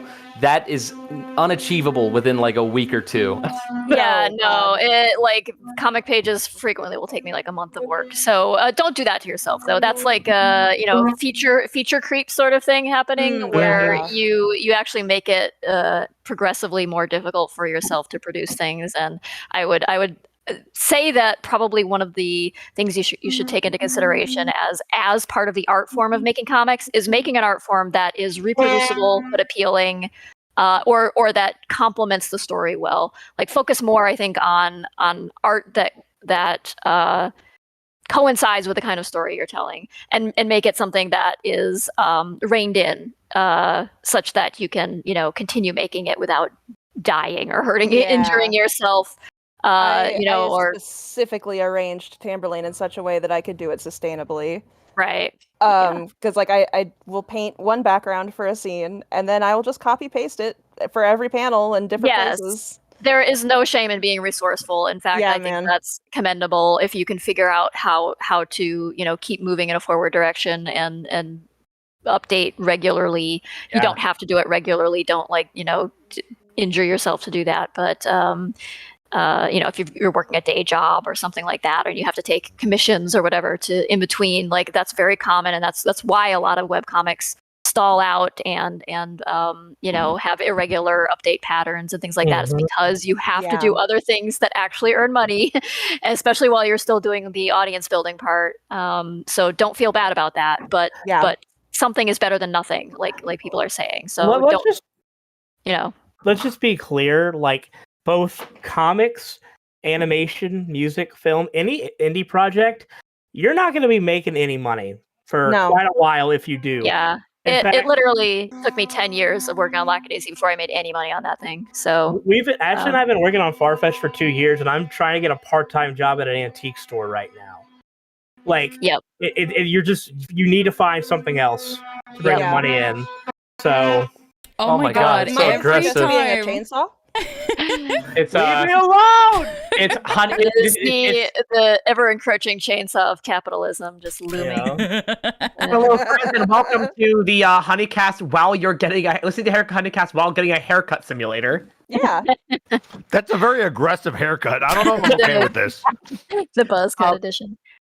The another thing Honeycast. that I'll mention too that I think Caitlin and Ryan should always get credit for whenever we talk about webcomic stuff is if you are worried about how you're going to host something, Caitlin and Ryan created Comic Git, and it's phenomenal and super, super cool. It basically lets you host your comic through GitHub for free, and it's really easy to use.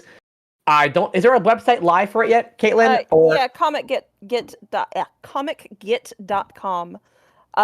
It's still it's not at its 1.0 yet, so it's still in beta. But it is perfectly usable. Tamberlane is hosted with it. Authorial is hosted with it. Yep. It is a pain in the ass to set up at first, but after that, you just upload comics by putting comics in a folder on your desktop and press That the is really button. cool. That's very cool of you to make that Yeah. available. Yeah. Nice. Great job, everybody.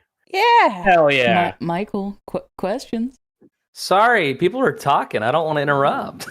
And then there was a long silence that you also didn't want to We were giving the chainsaw a chance to say it's Yeah. I didn't want to interrupt the Needed one more- chainsaw. One more final word, yeah. I don't want You have to add a chainsaw Oh, to the there it image of goes all the again. people now. There it goes. Basketball chainsaw. I don't want Leatherface to be spoken over. Also, I've been trying to find an opportunity to say BRB, so it's really bad. But anyway, let me Oh, no. find one real quick. There are not a whole lot today. So let's see. Another one that's related to comics. Let's see. What's another one that's related to comics? Hey, y'all, go ask more questions about comics. I mean, in the meantime. Oh, what's actually, chat Aggie saying? gave a donation. Said that Timberland animation was amazing. Like what? On my way to repeat it for the next 2 hours. The Aw. Tamberlane chapter, yay. the Tamberlane chapter 4 comic dub is coming along great. I'm currently plucking my vocal cords to give it my all as Piper. Have a Yay. super Oh, duper that's awesome awesome. day. Yes, Lovely. very cool. Yeah, for those who want to experience Tamberlane in a comic dub form, there is a wonderful group of voice actors who have been putting together dubs of each chapter on the Spotted Martin YouTube channel. I can drop a link in chat. I just realized that both our projects have a character named Piper in it. I know. Yeah, I- right. When I keep meaning to. And draw Kira, Piper wait a Piper. minute. What's happening? I remember All when right, we guys, first multiverse theory. when we first made Piper, her original name was Alice, but we it just didn't fit. Like, It didn't fit. yeah, like it was supposed to be like an Alice Cooper reference, but Yeah. it just didn't fit her at all. And the name that I kept going back to when we were thinking of new names was Piper, and I'm like, but Caitlin already has a character named Piper. And I'm like, all right, Caitlin's cool and not a fucking psycho. She's not Yeah. gonna care. And then you're like, "Hey, I'm gonna name this character Piper," and I was like, "Awesome, more Pipers." Mhm. Also, The unfortunate thing is then she asked me, a psycho, if I'd be willing to help, and I am infuriated at this copyright infringement. Yeah. Ari stole threatened my me with character. a knife. Only I like one Ari. name Hey, per Ashley, person. I like Ari. Can we keep him? Ari, are you house trained? 80%. We Don't can go work near with my- that. Don't go near He my can toilet. sleep in your room. That'll carry the 20%. We're good. That's what the shower's for. It's impossible. Wait, to fuck what? that up. I will say, like, well, because a lot of the Success Point gang, the Farfetch characters, I tried to for names like last names to do like reference to musicians and stuff. Like Yeah. Warren is a reference to Warren Zevon, Warren who's one of Zevon. my favorite songwriter. And then Piper, her last name is Stubbs, is a reference to Levi Stubbs, who voiced sings Audrey 2 in Little Shop of Horrors. Oh, that's awesome. That's Yeah. so cool. So yeah. I All right, love that. Michael, do you need to BRB? Yes, I do need to BRB if you want Okay. to take a little bit of time to read donations over. for Hopefully, I Be don't right back. read any questions that have already been said, and if I do, I apologize. So next up, we've got Dr. Derpy, who says, has there ever been an instance where you've made a character that was not intended to be in a comic, but somehow transitioned into being in it, or said character be the main character of their own series? Yeah, actually for us, Kira was just some random character that I made as part of like a little DeviantArt OC contest way back in the day. And then Rue was just a Danny Phantom OC that I had created on the side, and just eventually they became like tied together. Like Kira was supposed to be Rue's like guardian angel. She used to have like angel wings and everything like that, and she used to be like Anthro instead of just a dog.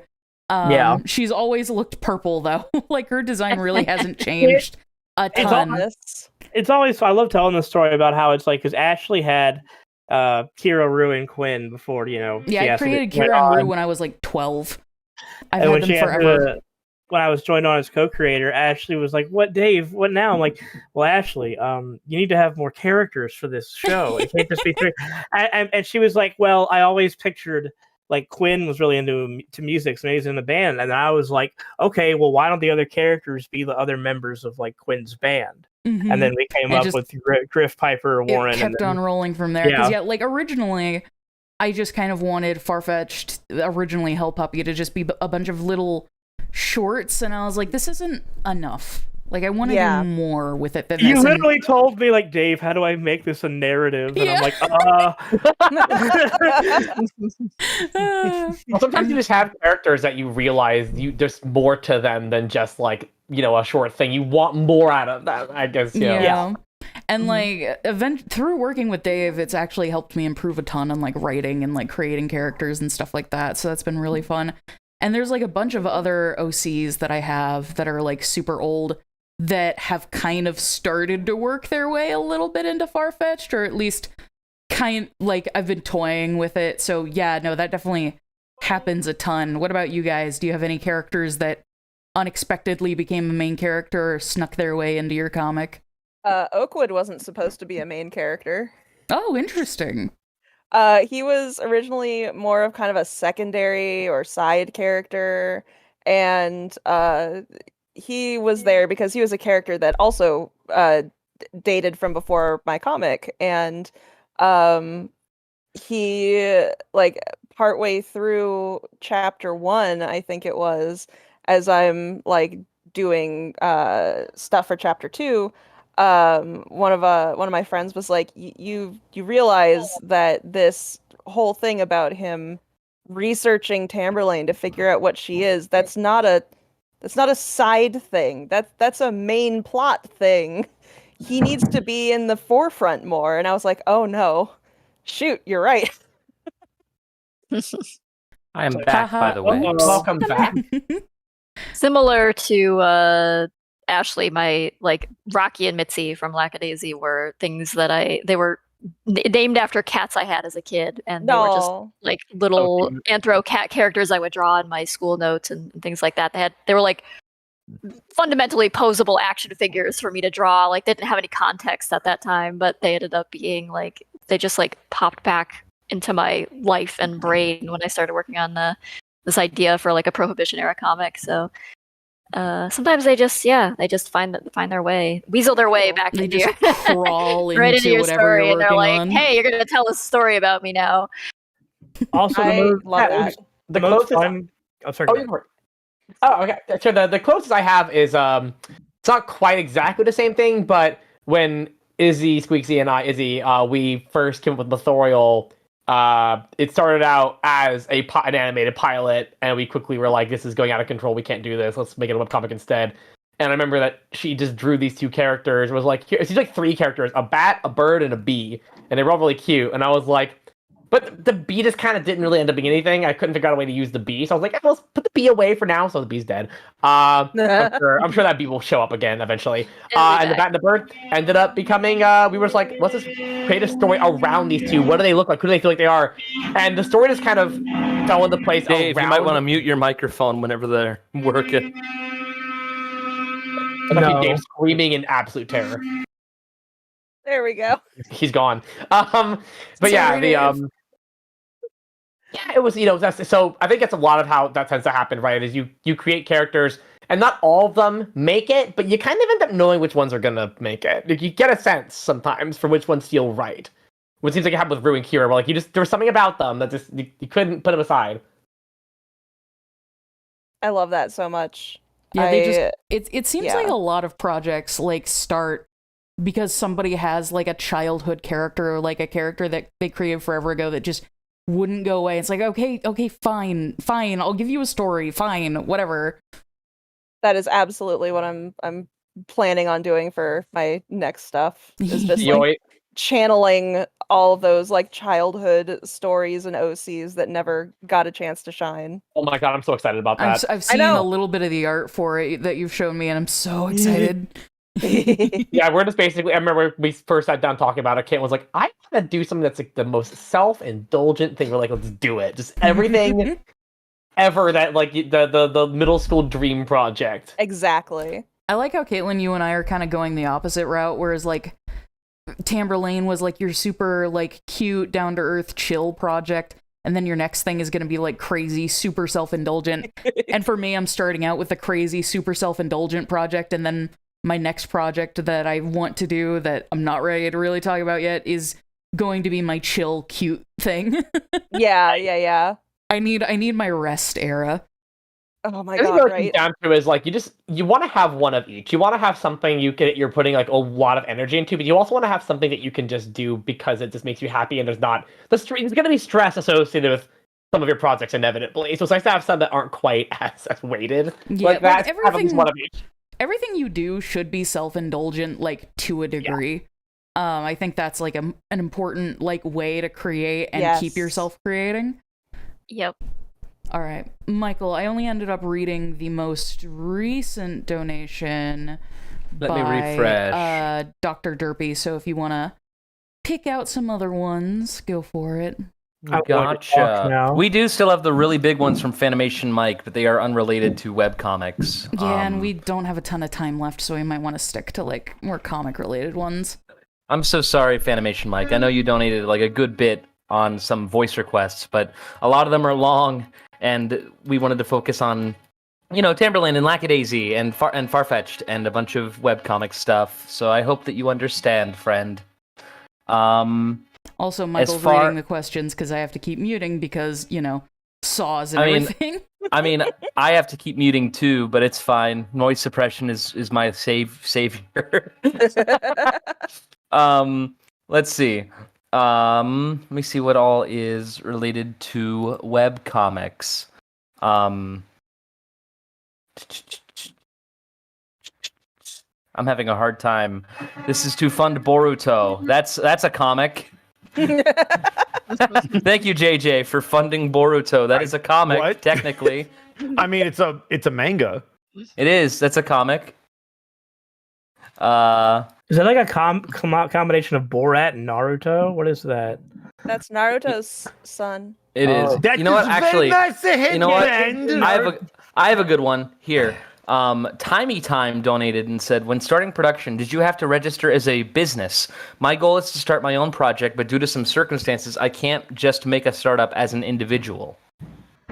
I'm gonna be real. For Tamberlane, I waited to do that until I was genuinely like paying other people to do things for me. I otherwise just did okay, so if you don't register as a business or whatever, you are assuming liability onto yourself and not, you can't say like, the box of my comics fell on somebody's head or whatever and they need to sue me. Oh, well, they can only sue the business because I'm protected. My assets are protected. You can't do that if you don't have a business. But I took the risk and just paid my taxes as a self-employed person normally, and then but this year I had to actually send out like 1099s and stuff, so I made a business. Yeah, for those who Yeah, are just starting, yeah, you probably Sorry, go ahead. Okay, as when you're just starting, you can generally like do a Patreon, and it's like it's your thing. Company is not necessarily something you have to start with when you start something like this. I think a lot of the time. Right. I would say the important thing. So you can start out as a sole proprietorship, and that's what you are if you are a self-employed person doing your own thing, and paying contractors and things like that. You'll want to have paperwork for anybody you do work with and end up paying. Make sure you have like a work contract that lays out the basis for under which they are doing work for you, what they're to be paid, who owns the content that they make, and things like that. Who hangs on to the copyright? How can you use the artwork? And whether or not they can reproduce it as well, or publish it or share it. So NDAs, work contracts, very important stuff, but you don't need to necessarily start off by being like an LLC would be the limited liability corporation thing that you might want to look into in the future. It's not super hard to set that up. Like you can basically do that through like LegalZoom and things like that.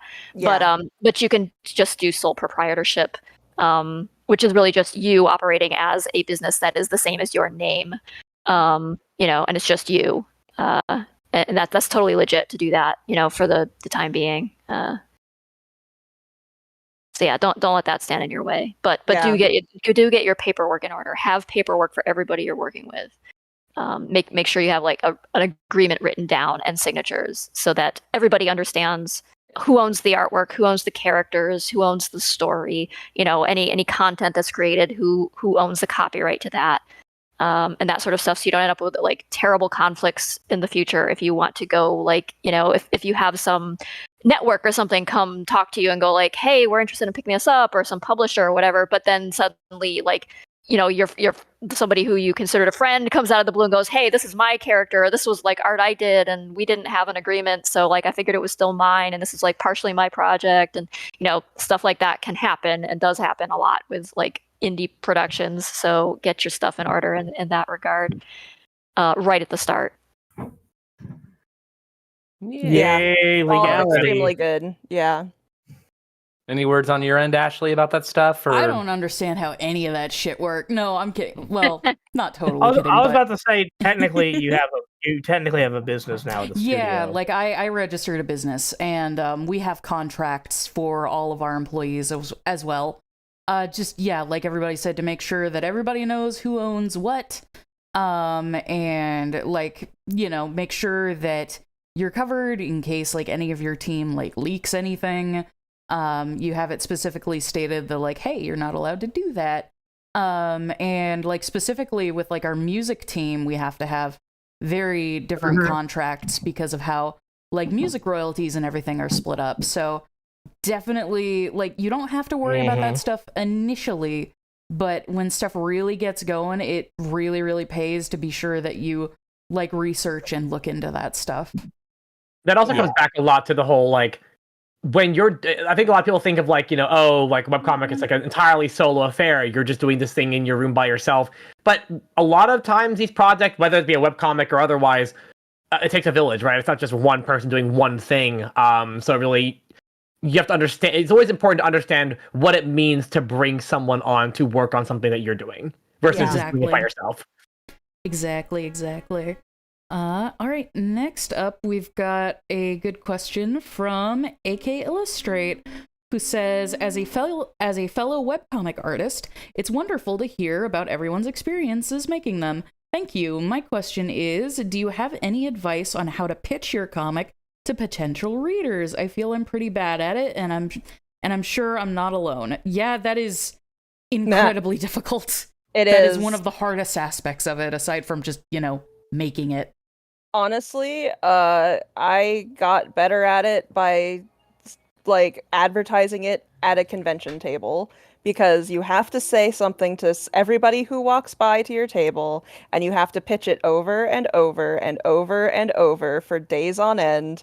And by the end of a convention, you have a pretty solid pitch worked out. I will say Tamberlane's pitch has constantly evolved over the years because you don't need to like have a pitch and then it's done and you can never change it. You can always change it. But Tamberlane, my original vision for it was to be kind of like Harry Potter in the way that Harry Potter kind of grew up with you as the books came out.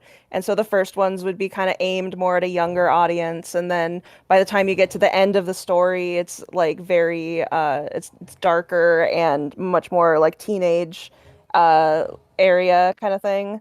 But as it turns out, that works a lot better for published books that come out like once a year, every 2 years. As opposed to a webcomic that moves at a snail's pace for a million years. And so it confused a lot of people because, you know, they'd heard the all ages pitch, but now at this point, it's not all ages anymore. Oh, no. But, and like, things have changed since the story has matured and everything. And anyway, pitches, they're hard. You can do it though. I believe in you. Yeah, it really helps to have that elevator pitch, like 2-sentence thing. Exactly. Yeah. It doesn't mean you have to have like you should not necessarily share this, but it really does help, at least internally, to look at internally at what your inspirations were that made you inspired, and think about what aspects of like Caitlin, you had a few examples of like stories that have inspired you to make Tamberlane what it is. And so if you understand what about those ones excited you, those might and you brought them into your project, those are the kind of things that you can mention about the project you're making, right? Like being like, I was inspired by Lord of the Rings for its like really expensive world building, and I really wanted my story to have a good world, so then maybe I'll say like, so my webcomic it takes place in this lush fantasy world with a lot of elaborate world building, and it's about this and this. Think of what excited you. If it excited you, there's probably people out there who will also find what excites you exciting, right? It has to excite you first. Your pitch has to excite you too. Yeah. Yep. Part of our pitch to help like people who have no idea what Farfetch'd is, like when we meet people at cons and stuff, is like a really quick way to give them an idea for the feel, which is half joking but also, you know, somewhat serious. I'll say it. We'll like compare it to other pieces of media that people might be familiar with. So like our usual pitches, like when people are like, oh, like what's Farfetch'd like? And we're like, well, it's like Scooby-Doo meets Resident Evil, but for people who shop at Hot Topic. Yeah, like that's say, great. like That's great. if you're doing formal. That's a really doing- good elevator pitch, actually. Yeah, it is good. Oh, good. I've recently changed it. I still keep the Scooby-Doo meets Resident Evil, but I say with Scott Pilgrim thrown in with the band element. That is That's also okay. accurate. Yeah, that is also great. Yeah, Yeah, it's but very Scott accurate. Pilgrim absolutely shops at Hot Topic, so you're good either way. Right. Ramona Pilgrim. Flowers, I think I'm safe. I think they shop at Spencer's. I was about to Actually, say, I think Scott shops at Spencer's. Ramona shops at Hot Topic. Oh, I don't know what yeah. Spencer's is, but sure. Just say it's Scott Pilgrim in Scooby-Doo on Zombie Island. Yep. Spencer's is best basically Hot Scooby-Doo. Topic, but Scooby-Doo with movie. toys in the It back. absolutely is. That Speaking means of- Terror time again. that is Speaking why of- we did a cover of that Yeah, song. speaking of Scooby-Doo on Zombie Island, our show is about a band, and that band actually releases music.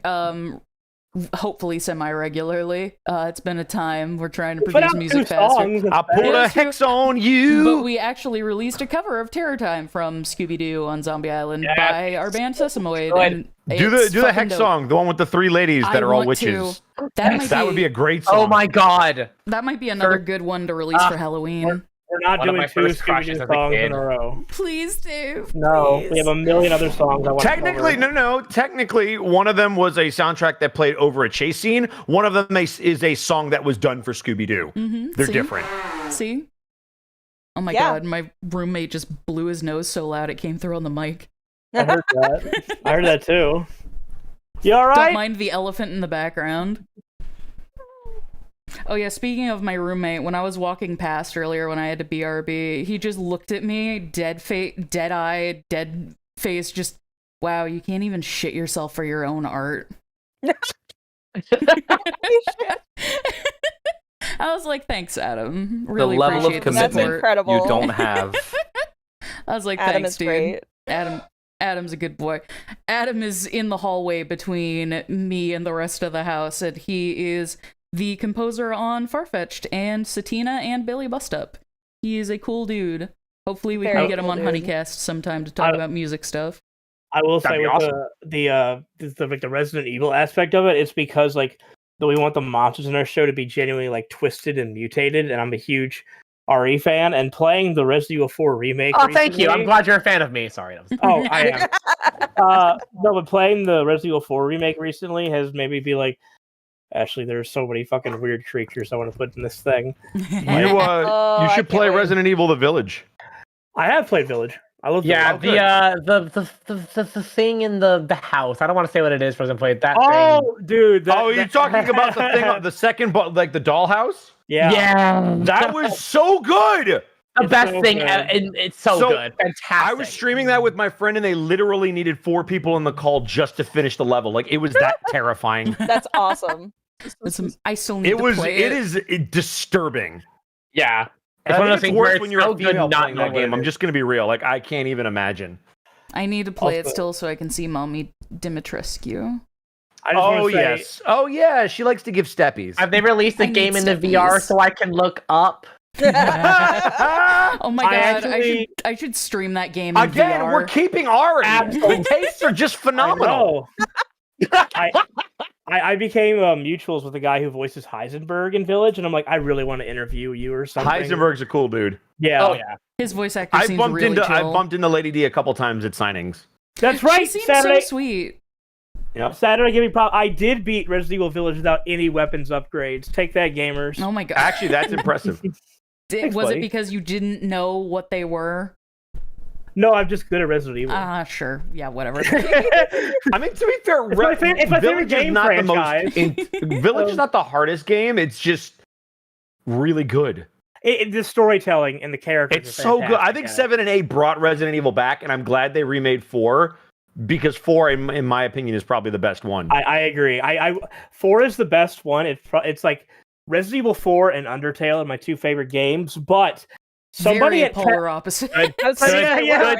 Very good taste in both cases. Yes. Oh my god. Somebody at Capcom said, "Hey, there's this guy named Dave Capdeville, and we're gonna make Resident Evil 7 take place in Louisiana with Evil Dead and Texas Chainsaw Massacre. Make that game for that guy." And I'm like, all right, cool. That game is literally made for you. It's fucking nuts. All right, next up we've got Born on a Saturday, who says, comic-related question. Is there any difference in formatting for webcomics for... this is word weird. Is there any difference in formatting for webcomics from formatting for a regular comic? If so, can you explain it? So what is the difference between formatting a webcomic and formatting a print comic? I'm assuming Sure. Oh yeah, absolutely. Oh yeah. I could take this one. That's all you. So the nice thing about the internet is you have this kind of idea of an infinite canvas, and you can do whatever the fuck you want. But I would definitely recommend approaching it as if you may print it someday, and doing yourself a favor and making your pages. Unless you have some very sprawling idea that's very tied to the internet, infinite canvas idea. Make your pages a consistent size and make them high enough resolution that you can print them. Because I have had to reformat every single one of my pages to cram it into a book. And that has meant doing extra art, reformatting panels, adding more to panels. It was a nightmare. And I still haven't learned my lesson because I still do that. I'm going to make this page extra long and I'm going to make this panel extra big. It's not going to... I can't get out of the habit at this point, but don't do that to yourself. Just spare yourself that agony. Tracy, when you're coming out with the weekly comics, do you try to keep in your mind thinking, okay, at some point I got to put this into a book, so let me try to shape it this size, or do you just kind of forget sometimes? I don't forget. I'm perfectly aware that I am causing future Tracy all kinds of pain. But It's that's fine. always a Tracy future. got it. Yeah. Fuck future Tracy. She'll deal with it. Like, yeah. But yeah, like you should probably take into consideration that sort of stuff. And when I started Lackadaisy, I never thought I'd be printing it. Like I didn't think anybody would pay attention or be interested in it. And like I said, I was like, oh, this will just be a side thing. It'll be a hobby. It took over my whole goddamn life. And it is my career now. But and so you never know what's going to happen. So and I did end up printing it, but it was quite a headache to do that. So and to reformat it both for books and for mobile. Mobile was a bit easier, but it's still and keep your files organized, because if you do have to bring on help or something like that, and you have other people looking at your files. They will appreciate you if you've labeled everything and sorted it out and organized it. Kind of like if you're a working artist, you probably have a sense that other people may need to open and look at your files and do things with them at some point. So be nice to those people above all. If not for yourself, your future self, then for them. Kids, you want some advice? Be nice to your team. Be mean to yourself. That's how you succeed. The one other thing that I always notice, like with printing, is one of those things you don't think about until you're printing, is spreads and how even and odd number pages work.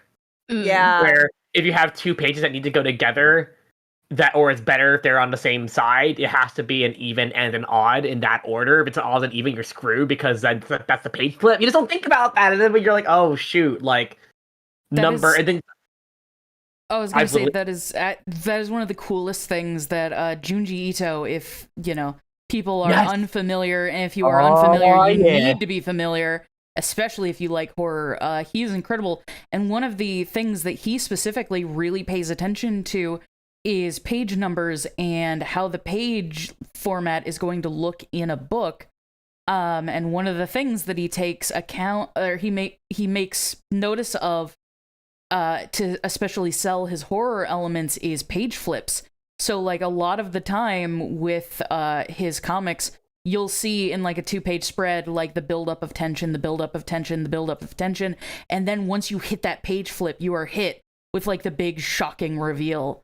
And it's just one of those really incredible ways that like an artist really, really makes use of like the medium that they're using. Yeah. So that's definitely something like really important to consider if you ever think that you might go to print. Yeah, if you're someone who's gonna savor reading, and actually when you're reading the book, you think about that page flip. It really is. When you're reading horror graphic novels, it is kind of like opening the door to the room that you hear the sound in. Mm-hmm. You know what I mean? Like, it really is a tangible feeling to page flips and like what you put on the next page. We thought about that. That's all.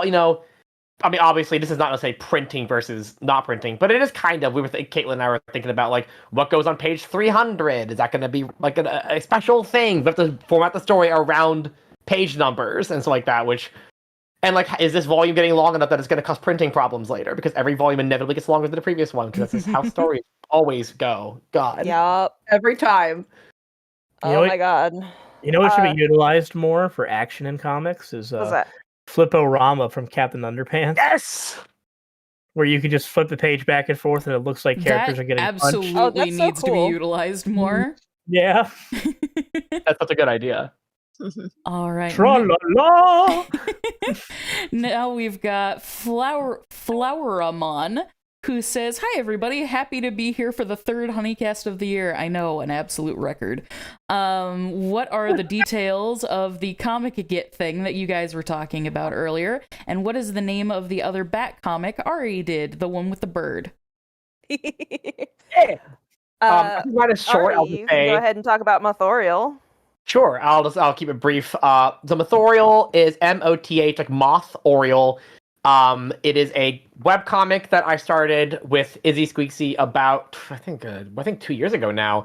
And it is a like fantasy adventure story. I'm still working on my pitch. I'm not as good at pitching yet.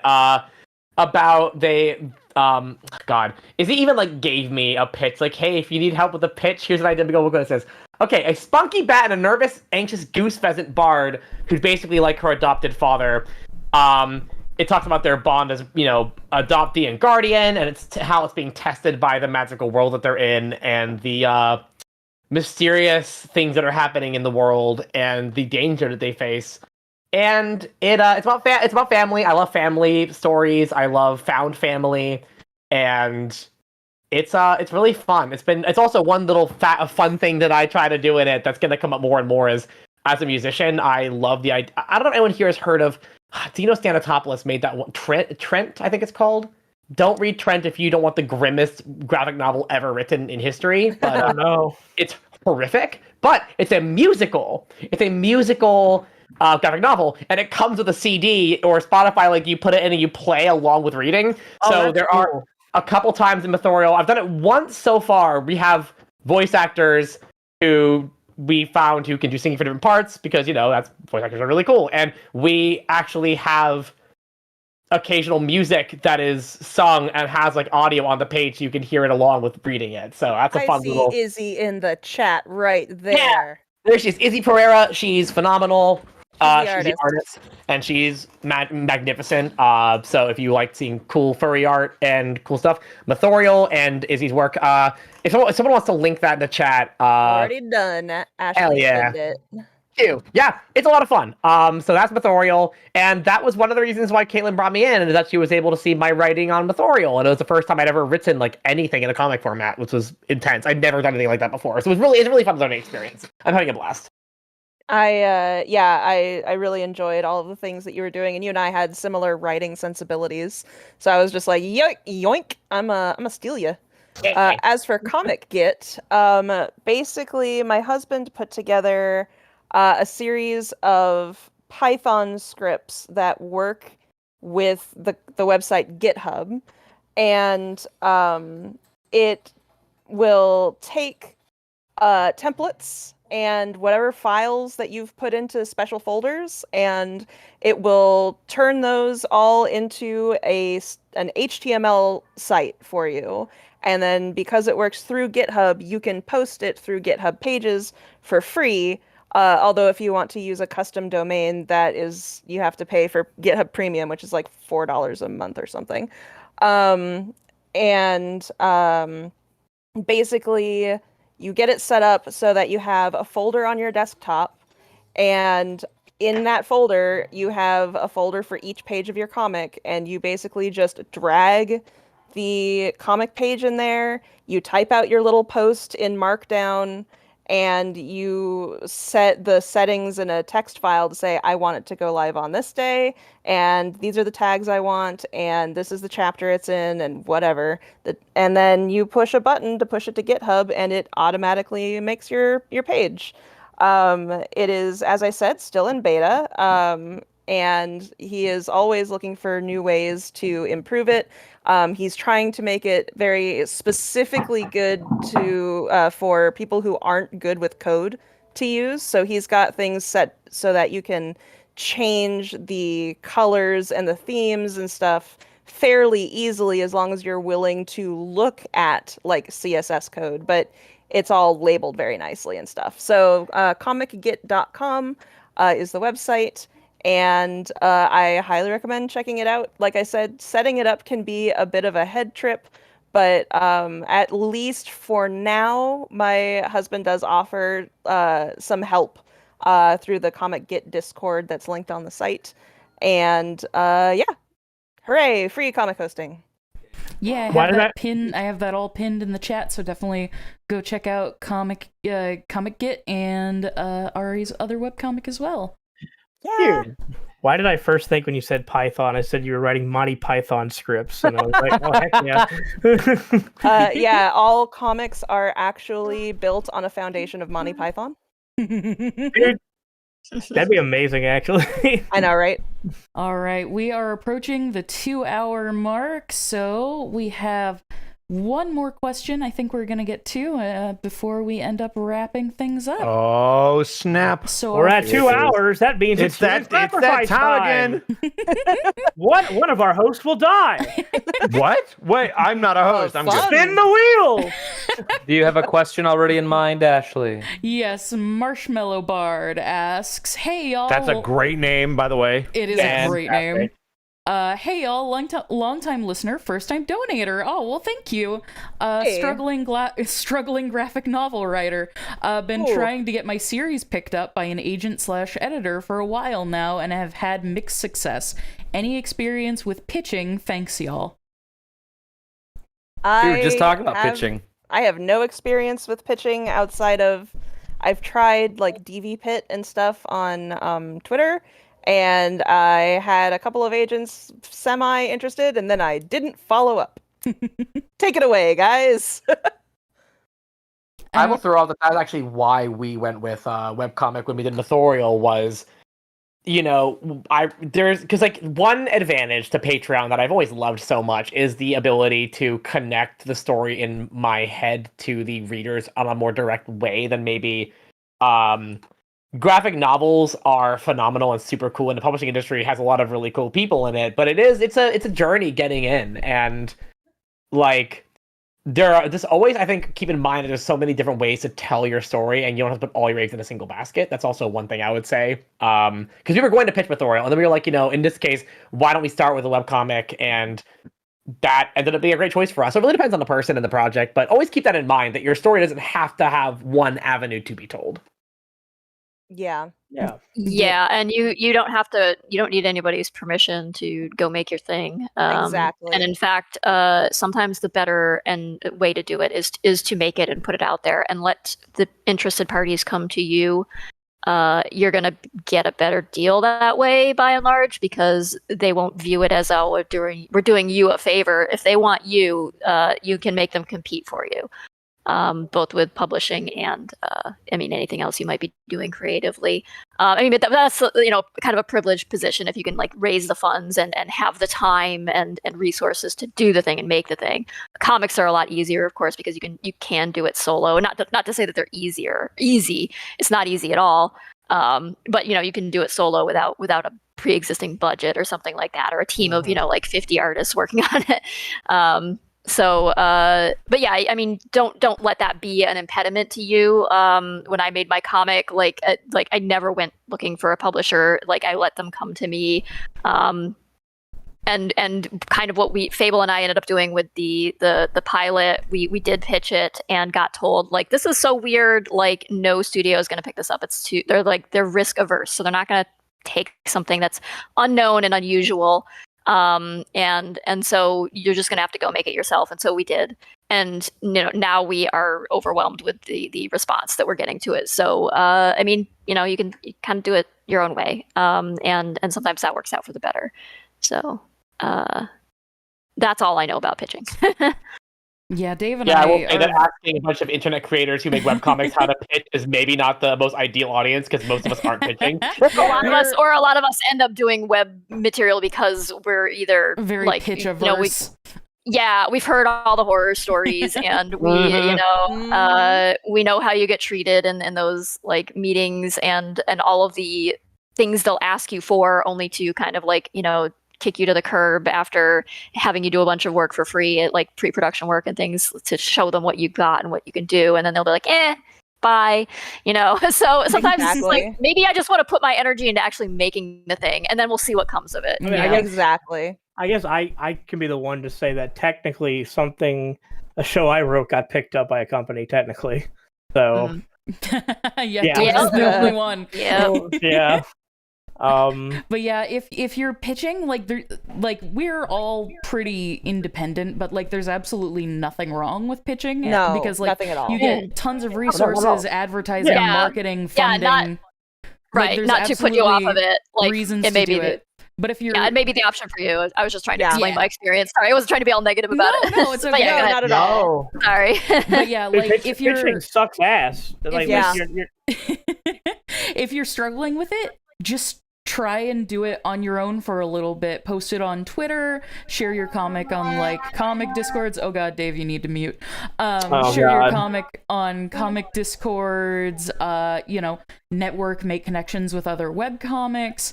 And eventually, once you've proven that your concept like is getting the attention, it's going to be a lot easier to pitch. And if that's something you really want to do, absolutely go for it. But it isn't necessary. Like, you can absolutely make it work without doing that. But if you do decide to pitch, I think one of my number one pieces of advice is have a lawyer read your contract thoroughly. Oh yeah.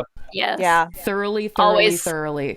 Always fully understand what you're signing, and try not to give away everything you own. Like, if you're pitching to like a publisher, if you can swing it as like they are just getting the rights to print this book, they are not getting the entire rights to your IP. Like, they don't own the IP, or they're not buying it, and they're definitely not doing it in perpetuity. Like, make sure you have a term limit, so you don't give it away forever. Exactly.